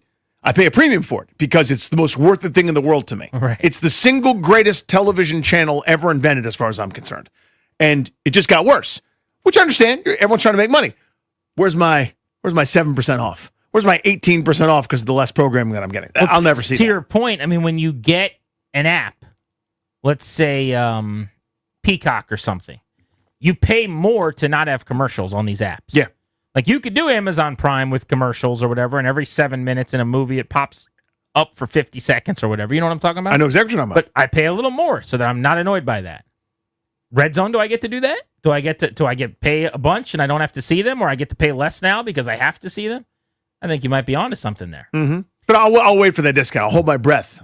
That was a quality installment there, walking into the very scary room. Terrifying audio vault. That is the audio vault on Grant and Danny. All of our football conversation on The Fan is presented by Paramount Plus. You can't count on much these days, but you can always count on Sundays with the NFL on CBS and Paramount Plus. Watch your local NFL game live every Sunday on CBS and Paramount Plus all season long. Visit ParamountPlus.com/NFL to get started. Speaking of the NFL on CBS, Kevin Harlan on the show tomorrow. He's got Texans-Rams this weekend. He's also got Westwood One obligations. Thursday Night Football, Cowboys-Eagles tomorrow. Monday Night Football, Bears-Vikings from Chicago. We'll also have Ian Eagle of CBS on the call as well. Who's Birdman got this weekend? I think he might have the Steelers game, if memory serves. But Ian Eagle will be with us tomorrow. We've got Adam Peters, the general manager of the Commanders, at 5 p.m. We'll also have Mackenzie Gore on the show from your Washington Nationals. The update on Kendrick Bourne, wide receiver, former Niner, and Patriot, by the way, worked out with the Commanders yesterday. Apparently, Danny, he wants to wait until after week 1, watch a little football, see who's a better fit for him, and then he's going to make his decision going into week 2 as to where he's going to sign. San Francisco, Washington, among the lead options. Yeah, it's an interesting thing, and I remember from years ago there was something about salaries become guaranteed or vested for veterans or some kind of thing. I was trying to look it up to get the specifics of that, but you've seen this before, where guys will wait out a week, and then once you're signed, it means you're signed to the whole season or something to that effect. I'm speaking out of a dark place, I'll say. I don't really know exactly what I'm talking about there. A dark place. Yeah, one that doesn't see much sunshine. But I remember something to that. So maybe that's part of the strategy as well. But again, to me, it's pretty simple. Like, his path to being on the field is probably with San Francisco, at least early on, right? With Ayuk on injured reserve, with Jennings banged up. I mean, Marquez Valdez-Scantling was signed an hour ago, and he's getting reps with the first team out there in San Fran at this point. So I'm not sure. I don't know what I don't know there, but I remember seeing something to that effect. In the NFL, a player becomes a vested veteran after accruing 4 seasons of experience. That status comes with notable benefits. For one, it allows a player to avoid the waiver wire prior to the trade deadline. When a vested veteran is cut from January to mid-October, they become free agents immediately after 4 p.m. Eastern on the day they are released. That vested veteran idea, as you said, does play into week 1 of the NFL season. So that is part of what's going on right now. It says, let's see. Vested veteran tag can also be a bit of an inconvenience. Vested veterans receive the benefit of fully guaranteed salaries if they are on a week 1 roster on game day. So the fact that he's not would make you think maybe the teams didn't offer him, but that's not the way it was reported, was that he was waiting and seeing. But maybe the teams brought him in, kicked the tires, and said, hey, we'll call you next week. And he's just waiting on a phone call. Could be that too, yeah. For Danny, I'm Grant, saying so long. Big thanks to Toby and Darius behind the scenes, to Ryan as well, wherever he is. He's out there somewhere listening, I'm sure, making us look good. Wave to Ryan on Hi, High Ryan. Definition. Hey, buddy. Watch Hi, us Ryan. on the 106.7 The Fan YouTube every day, the Odyssey app, wherever you get your audio. Adam Peters, 5 o'clock tomorrow. Huge show from MGM National Harbor and Tap Sports Bar. Lynnell has Lenovertime next. Thank you for coming.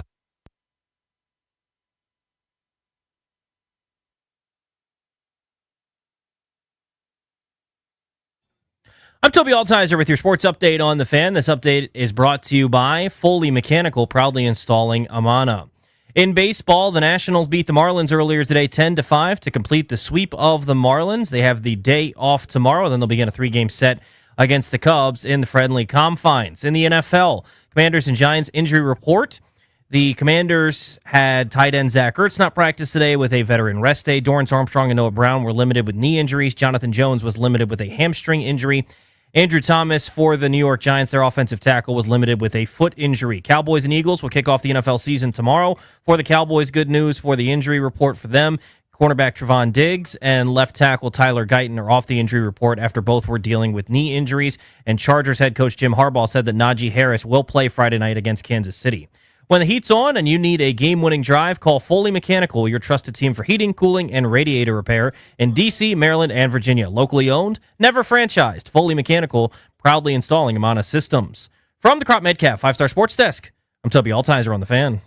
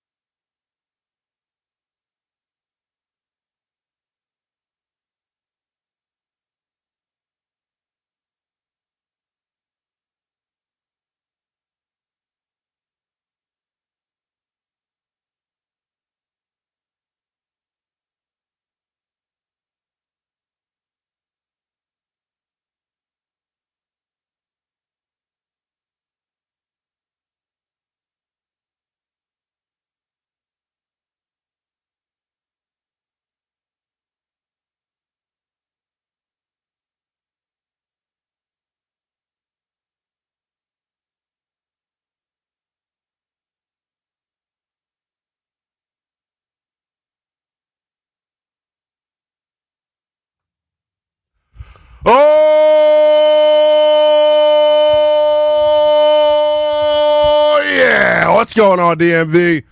You know who it is. Youngest in charge movement. Lynnell Willingham here with you live and local on 106.7 The Fan. And always streaming live nationally on the always free Odyssey app. Ride with me. And to take you up to 10 o'clock here on this Wednesday night edition of Overtime. If you can't tell by the extended all year to start the show, it is game week for the old Washington Commanders. Giants and Commanders locking horns Sunday, 1 p.m. Eastern time from Northwest Stadium. As we found out late yesterday evening, a sold-out Northwest Stadium for Mr. 8 to the 9 day. Santana Moss getting inducted into the Washington Commanders Ring of Fame. It is going to be a party out in Landover on Sunday. We'll get to every angle of it over the next 3.5 hours. Our pal Chris Russell going to join the program coming up at 8:30. The industry plant that is Chris Russell, native New Yorker, going to do his best to try and defend the New York Giants and tell us what type of chance they have at getting an upset coming up on Sunday against the Washington Commanders. It'll be Giants and Commanders coverage wall to wall here tonight, except at 9 o'clock. Our pal Law Murray from The Athletic is going to join us because there is a bombshell story going on right now in L.A. with the Clippers. Kawhi Leonard getting a whole lot of funny money from old Clippers owner Steve Ballmer. We'll touch on that coming up top of the 9 o'clock hour. It is a Wednesday, meaning Commanders are on the practice field for the first time this week. Now, let me just say this. I don't know if I like that. I don't know if I like that. I don't. No, I'm kidding. The Giants practiced in full yesterday. Washington had a walkthrough on Monday, gave the players off yesterday, and then this afternoon they were back out on the practice field. Coming up momentarily, we get you the first injury report for the Washington Commanders because they are required to give that now. We've reached that part in the season or that part of the year where injury reports are required. All summer long, we've seen guys on and off of the practice field. Sometimes they're in the tub, sometimes they're watching, sometimes they're giving it a full go and participating. We'll get you the Commanders' injury report, their Wednesday injury report for Sunday's contest against the New York Giants. And I'll just say this as a, what do we call this in radio? A tease. I'll say this as a tease. Doesn't look bad. Doesn't look bad at all for a Wednesday injury report. That's coming up here in the opening hour of the program. What we're also going to get to is this. I want to put two rookies under the microscope coming up this weekend because if you had to ask me which two rookies, which two youngins are going to have their hands full, I don't even know if that's the best way to put it. If you're going to ask me which two young Commanders I'm putting under the microscope this weekend, I'll give you a little bit of a tease, right? They're the two highest draft picks for the Washington Commanders from this past April. Josh Connerly, Trey Amos. When you think about going up against Malik Neighbors, when you think about going up against Abdul Carter and the rest of that vaunted Giants edge rush trio, those two guys, saying that they're going to have their hands full makes it seem like, oh, I think they're going to go wet the bed. Not at all. I just know how those two guys play definitely will swing the pendulum on how this football game goes. I want to get into this, though, right off the rip here. It is game week. They are back on the practice field. But, and I was just saying this to the fellas out in the bullpen before, as we were transitioning shows here, do not be surprised, do not be thrown off if this Washington Commanders group on Sunday or Thursday against Green Bay 4 days later comes out a little bit sluggish, right? I'm talking going to the buffet before a workout, sluggish, right? Because this group under Dan Quinn, this offseason in particular, this training camp in particular, this preseason in particular, they have treated the month of September like the month of August, meaning you're going to be more susceptible to a slow start. Is it something that I think will ultimately be an issue? Well, we'll see come January, come December, when it's time to see who has the most wins in the division. who has the most wins, period, within the 4 teams in the NFC East. Because let's be real, that is all I care about.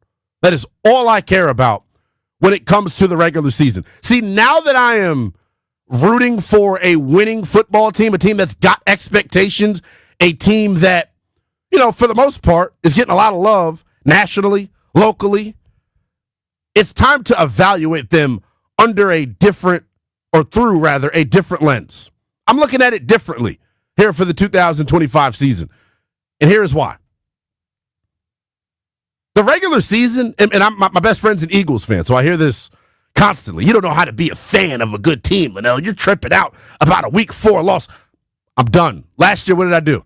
What did I do last year? And you all showed up at my apartment building with pitchforks and blow torches and things of that nature, threatening my well-being.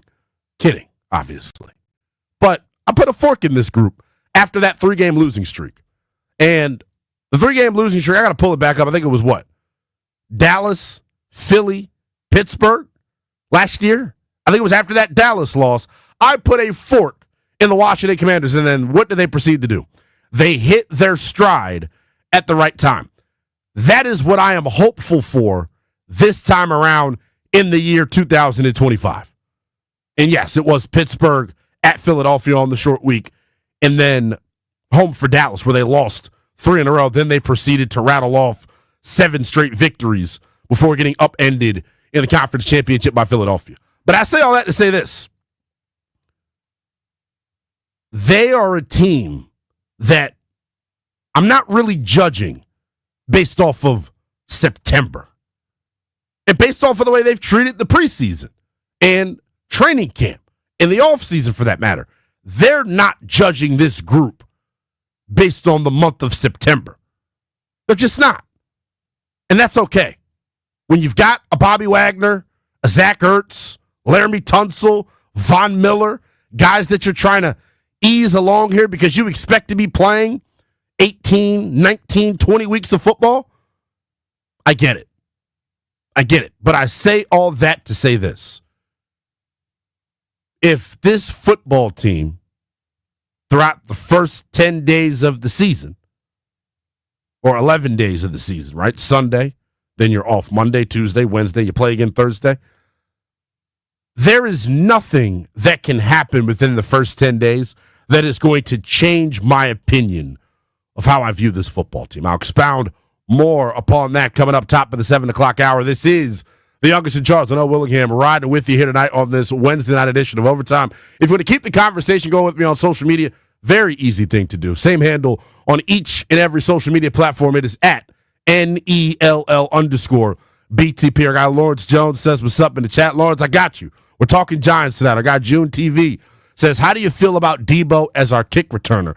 Our friends over at, I think it was Rigo's Rag, did a piece on that earlier this afternoon. I touched on that yesterday on the Burgundy and Gold today. We will touch on that topic as we roll throughout the show. When we come back, though, the first injury report of the summer for the old Washington Commanders. Who practiced, who didn't. Tell you that next here on The Fan.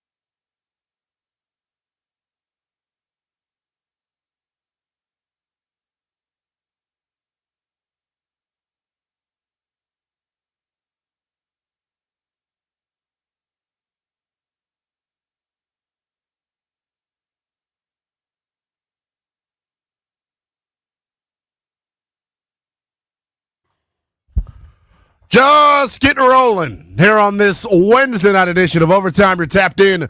The youngest in charge, Lynnell Willingham, will take you up to 10 o'clock. Number to call us, 1-800-636-1067. You can tweet at me as well, same handle on each and every social media platform. It is at NELL_BTP.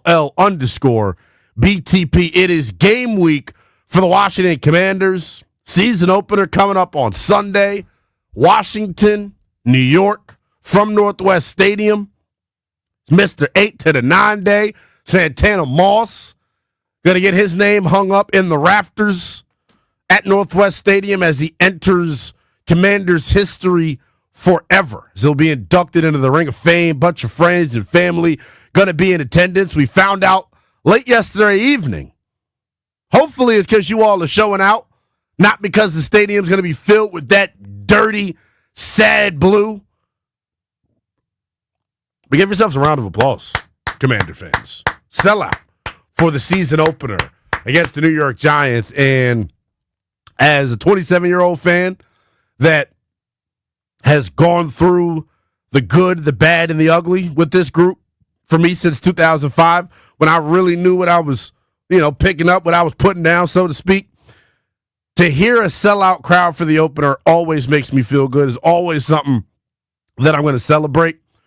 But you should sell it out against the Giants, and it should be full of Washington Commander fans. But as we get into the meat of the schedule and you get into your more difficult home games with, real opposing fans that actually believe in their team, because we know the Giants know.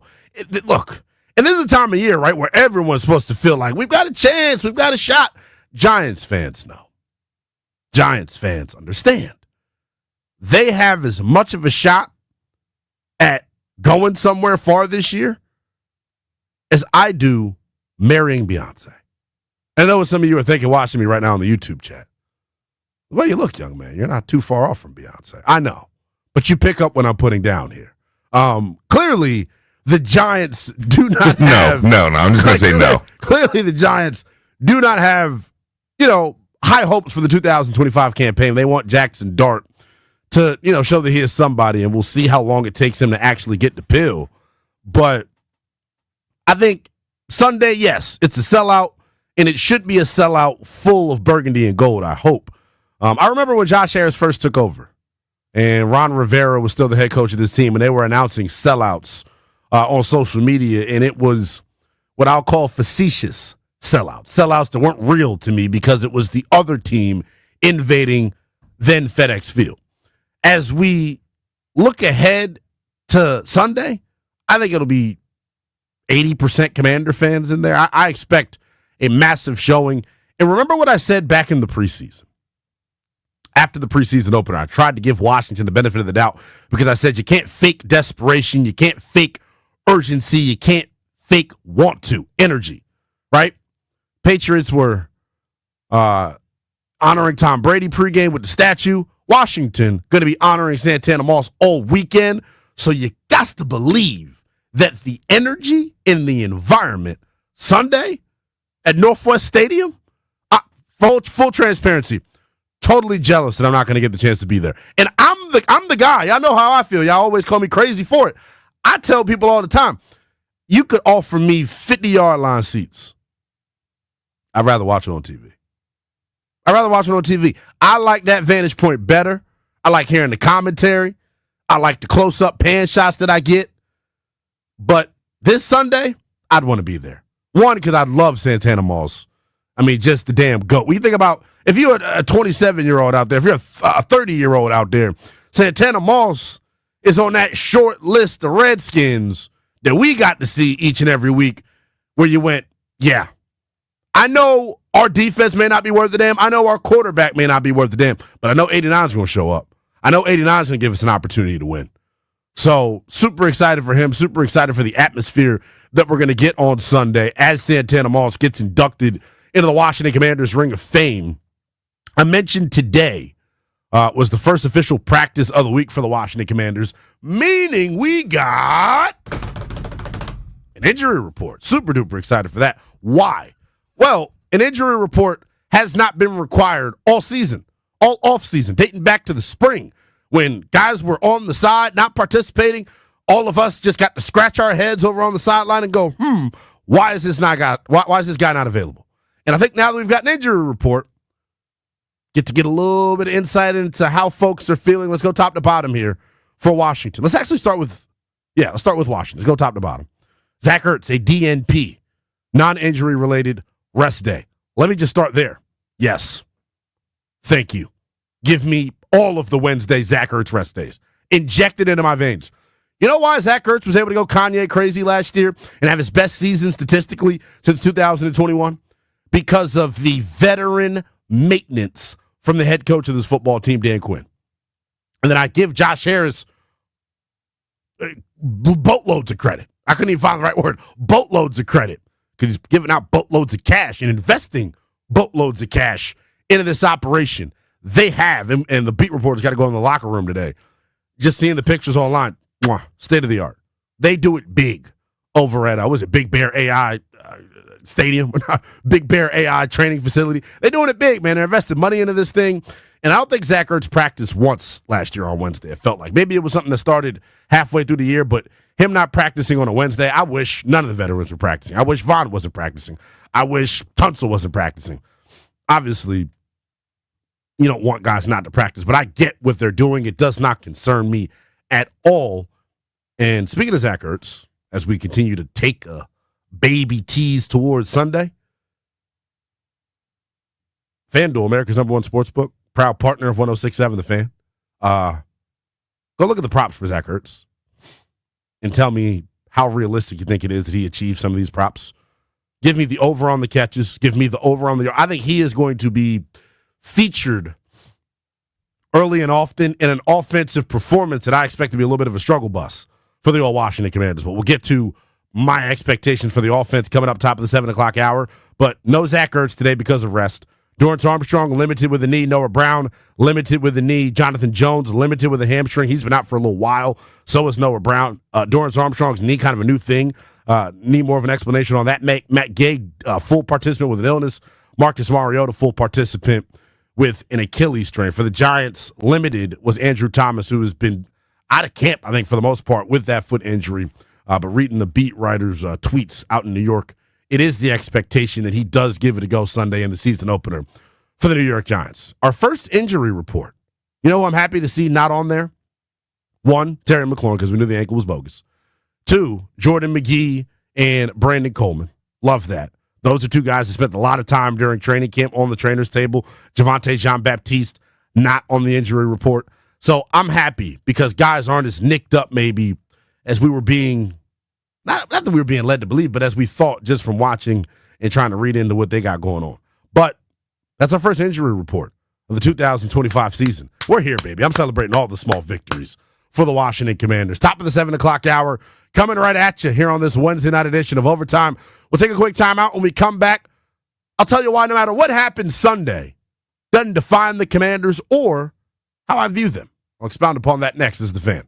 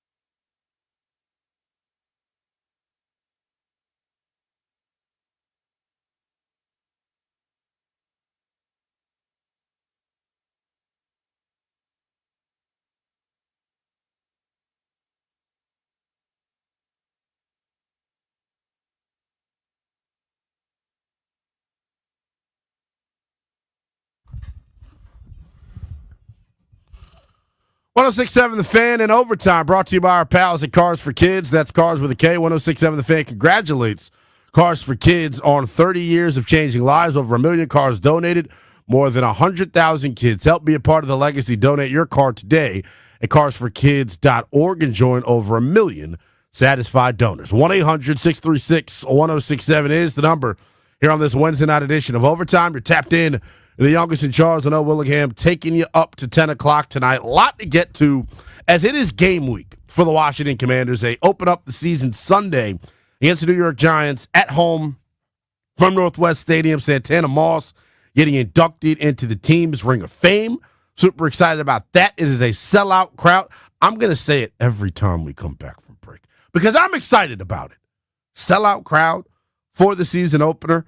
First time really in my lifetime that this football team has legitimate, real Super Bowl expectations.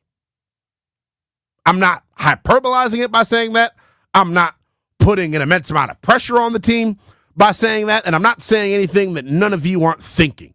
This group, when you accomplish what they accomplished a season ago, in year one of your reboot, of your recalibration, as it's casually described by Dan Quinn, and you've got the quarterback, and you've established, what's the C word, a culture, then yes, in year two, when you've made the moves that Washington's made this offseason, you have Super Bowl on your mind. There is nothing wrong with thinking like that, and if you're a fan and you feel that way, more power to you. You have every right to feel this way. Let me say this, though, and I started off the show by saying this, and I want to reiterate it here again. I don't know what the ultimate consequence of this is going to be, and let's show off my Montgomery County Public Schools education here for a second. In life, right, and as a 27-year-old, I say it, I'm growing up right in front of y'all, real time. In life, when you hear the word consequence, I think you normally assume that it is a negative thing. So when I say the consequence of this group having success last year is now you have expectations. What I want to see, though, is what the consequence is, the result or effect of an action or condition. Boom. That's via dictionary.com. What a consequence is for those of you out there that just think consequence is a negative term. I'm curious as to what the consequence is going to be for this group treating September like August. What do I mean by that? Now, despite this group running more plays, getting more reps during camp, I think their training camp was a training camp that you conduct when you've got, or when you're the oldest team in the NFL. Let's just be frank about it, right? They eased their veterans through this thing. None of the veterans, most of the veterans, did not play throughout the preseason. You only got one joint practice this offseason relative to two that you had last year. So the result of that, the consequence of that, is I think this group on both offense and on defense is probably going to come out of the gates a little bit slow. I expect to see missed tackles. I expect to see penalties, right? And I know Dan Quinn, it chaps his ass to get penalties. I get it, but it's the opening weekend of the season. And when you play 2 games in 10 days to start your season, or 2 games in the span of 4 days, rather, to start your season, and you didn't play your guys in the preseason, it's going to look clunky at times offensively. There was no Terry McLaurin throughout camp. There was no Noah Brown throughout camp, right? Brandon Coleman basically did not practice throughout the entirety of training camp, damn near.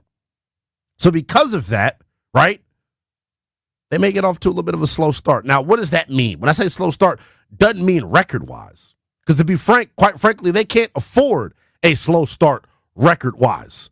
When you take a look at the meat of this schedule and when things really get unchy, as I like to describe it as, starts on Monday night against Chicago. That stretch of home for Chicago, at Dallas, at Kansas City, and then home for Seattle, Detroit before going to Madrid to take on the Dolphins.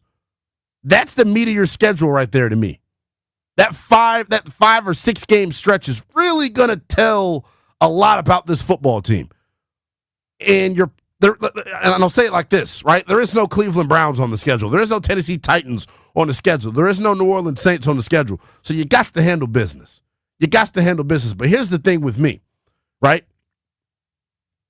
No matter what happens on Sunday or Thursday night against Green Bay for that matter, right? It is not going to change the way that I view the 2025 Commanders, nor does it define the 2025 Washington Commanders. It just doesn't. There are no style points needed in week number 1. I can give a rat's you-know-what. I can care less. They can beat the Giants 9-0 on Sunday and kick 3 damn field goals. They're 1-0. That should be the goal Sunday. Get to 1-0 by any means possible, any means necessary, right? It is too difficult to win a game in the National Football League.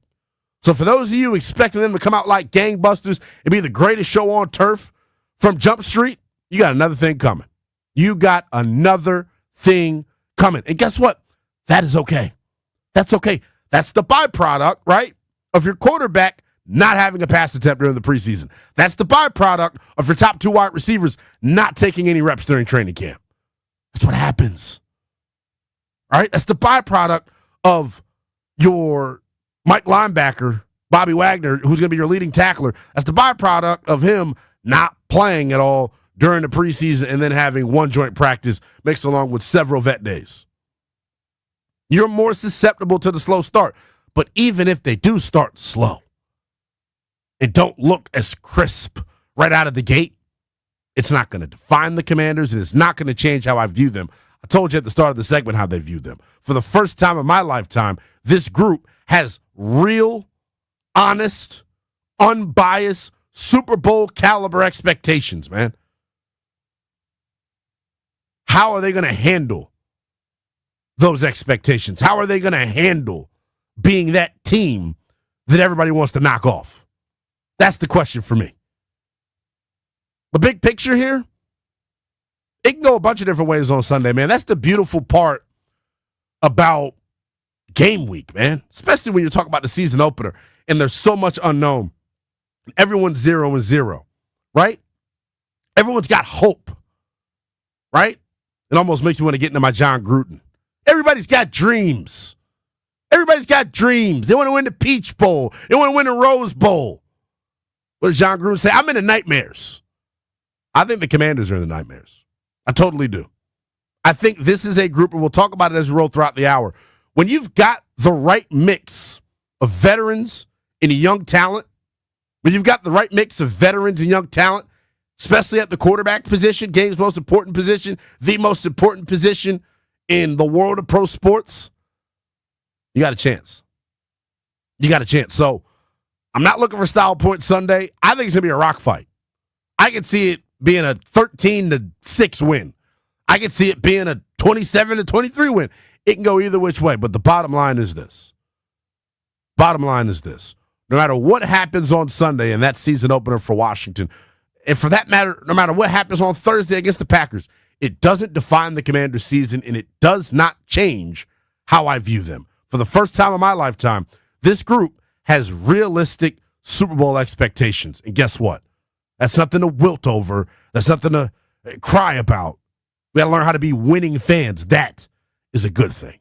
1-800-636-1067 is the number. You can tweet at me as well all night long if you want to keep the party going off air.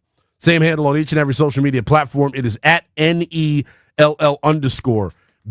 We'll take a quick time out. When we come back, we'll chew on this question.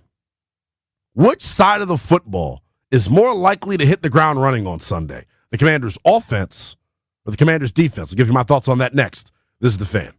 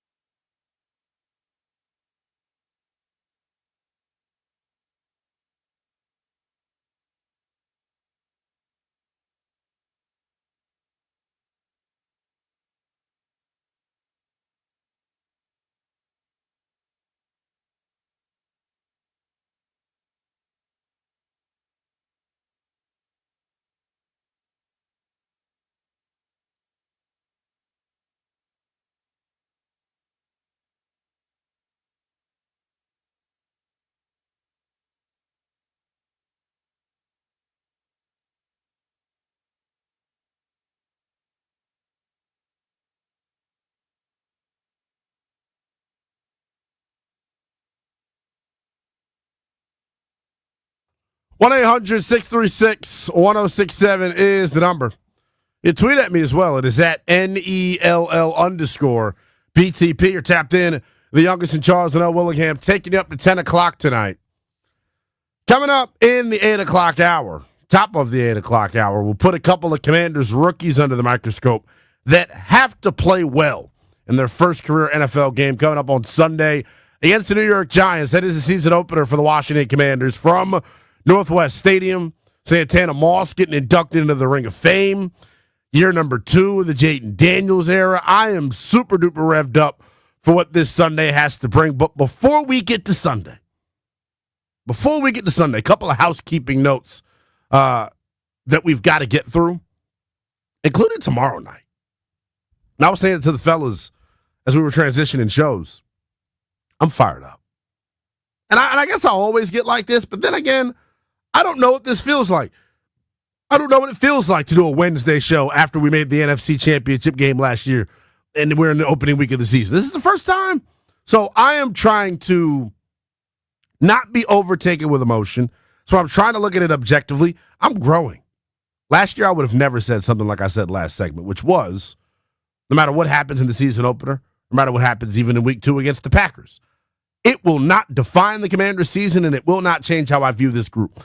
I'm taking the long approach with this thing. I'm learning. I learned from last year. I put a fork in this group in 2024 after they lost 3 consecutive games. And it's a credit to them. They had 2 different ways they could go last year when they lost that 3rd consecutive game against Dallas. Now, when you have the Tennessee Titans on the other side of that, right? You're going to smash them 42-19. But their season could have went any which way, man. They were 7-5 at that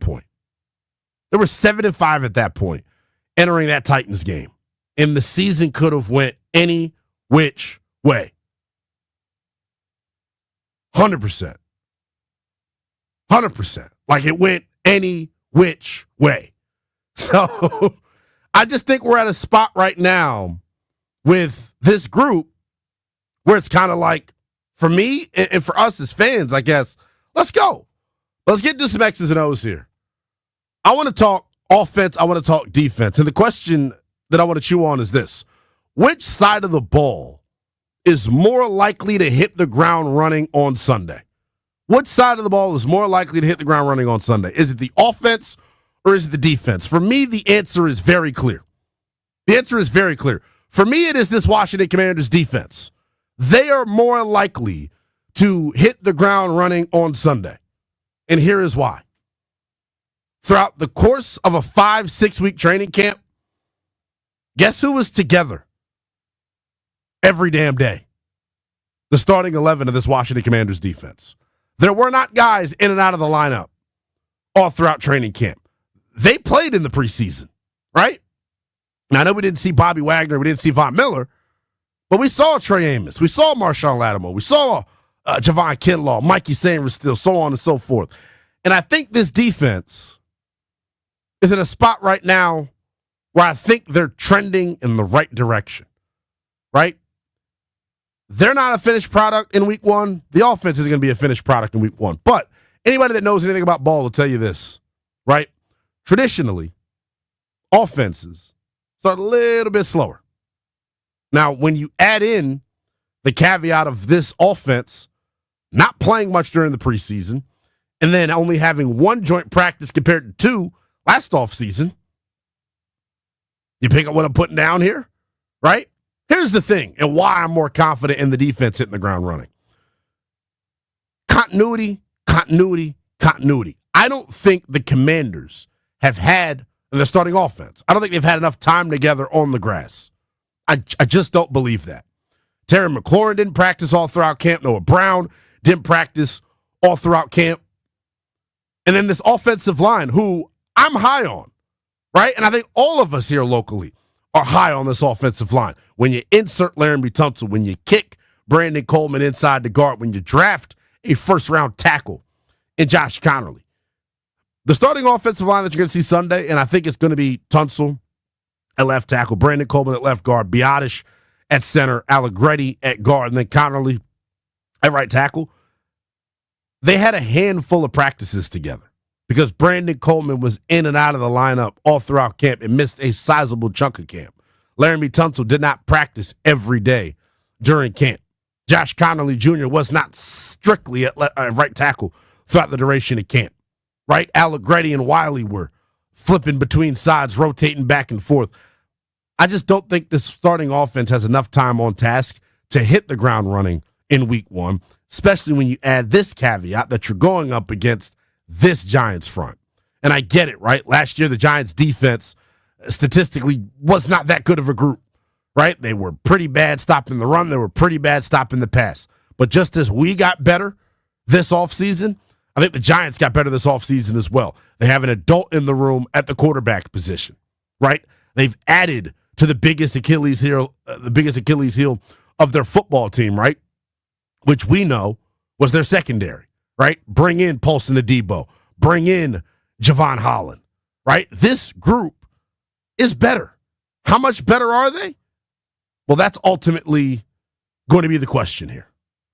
But to me, I think it's going to be sloppy on both sides of the football, for that matter. It's not like I think the defense is going to come out and pitch a shutout. I think there'll be missed tackles.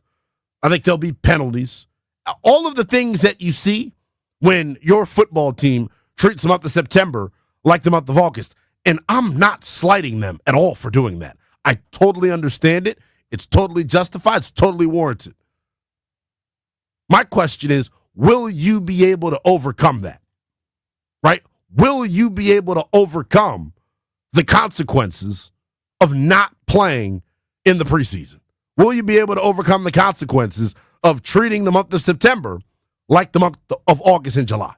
That's the big question right now with the Washington Commanders. I don't think their talent is in question at all. I think we know this is, especially offensively, this is as talented of a group as you're going to see in the National Football League. Each and every Friday on the Burgundy and Gold Today, over on the Team 980, we have done Burgundy and Bold, making our bold predictions for the Commanders season. My bold prediction that I gave this past Friday, just to show you how confident I am in this offense, I think the Commanders' offense is going to win the Triple Crown in 2025, and I'm making up my own Triple Crown here.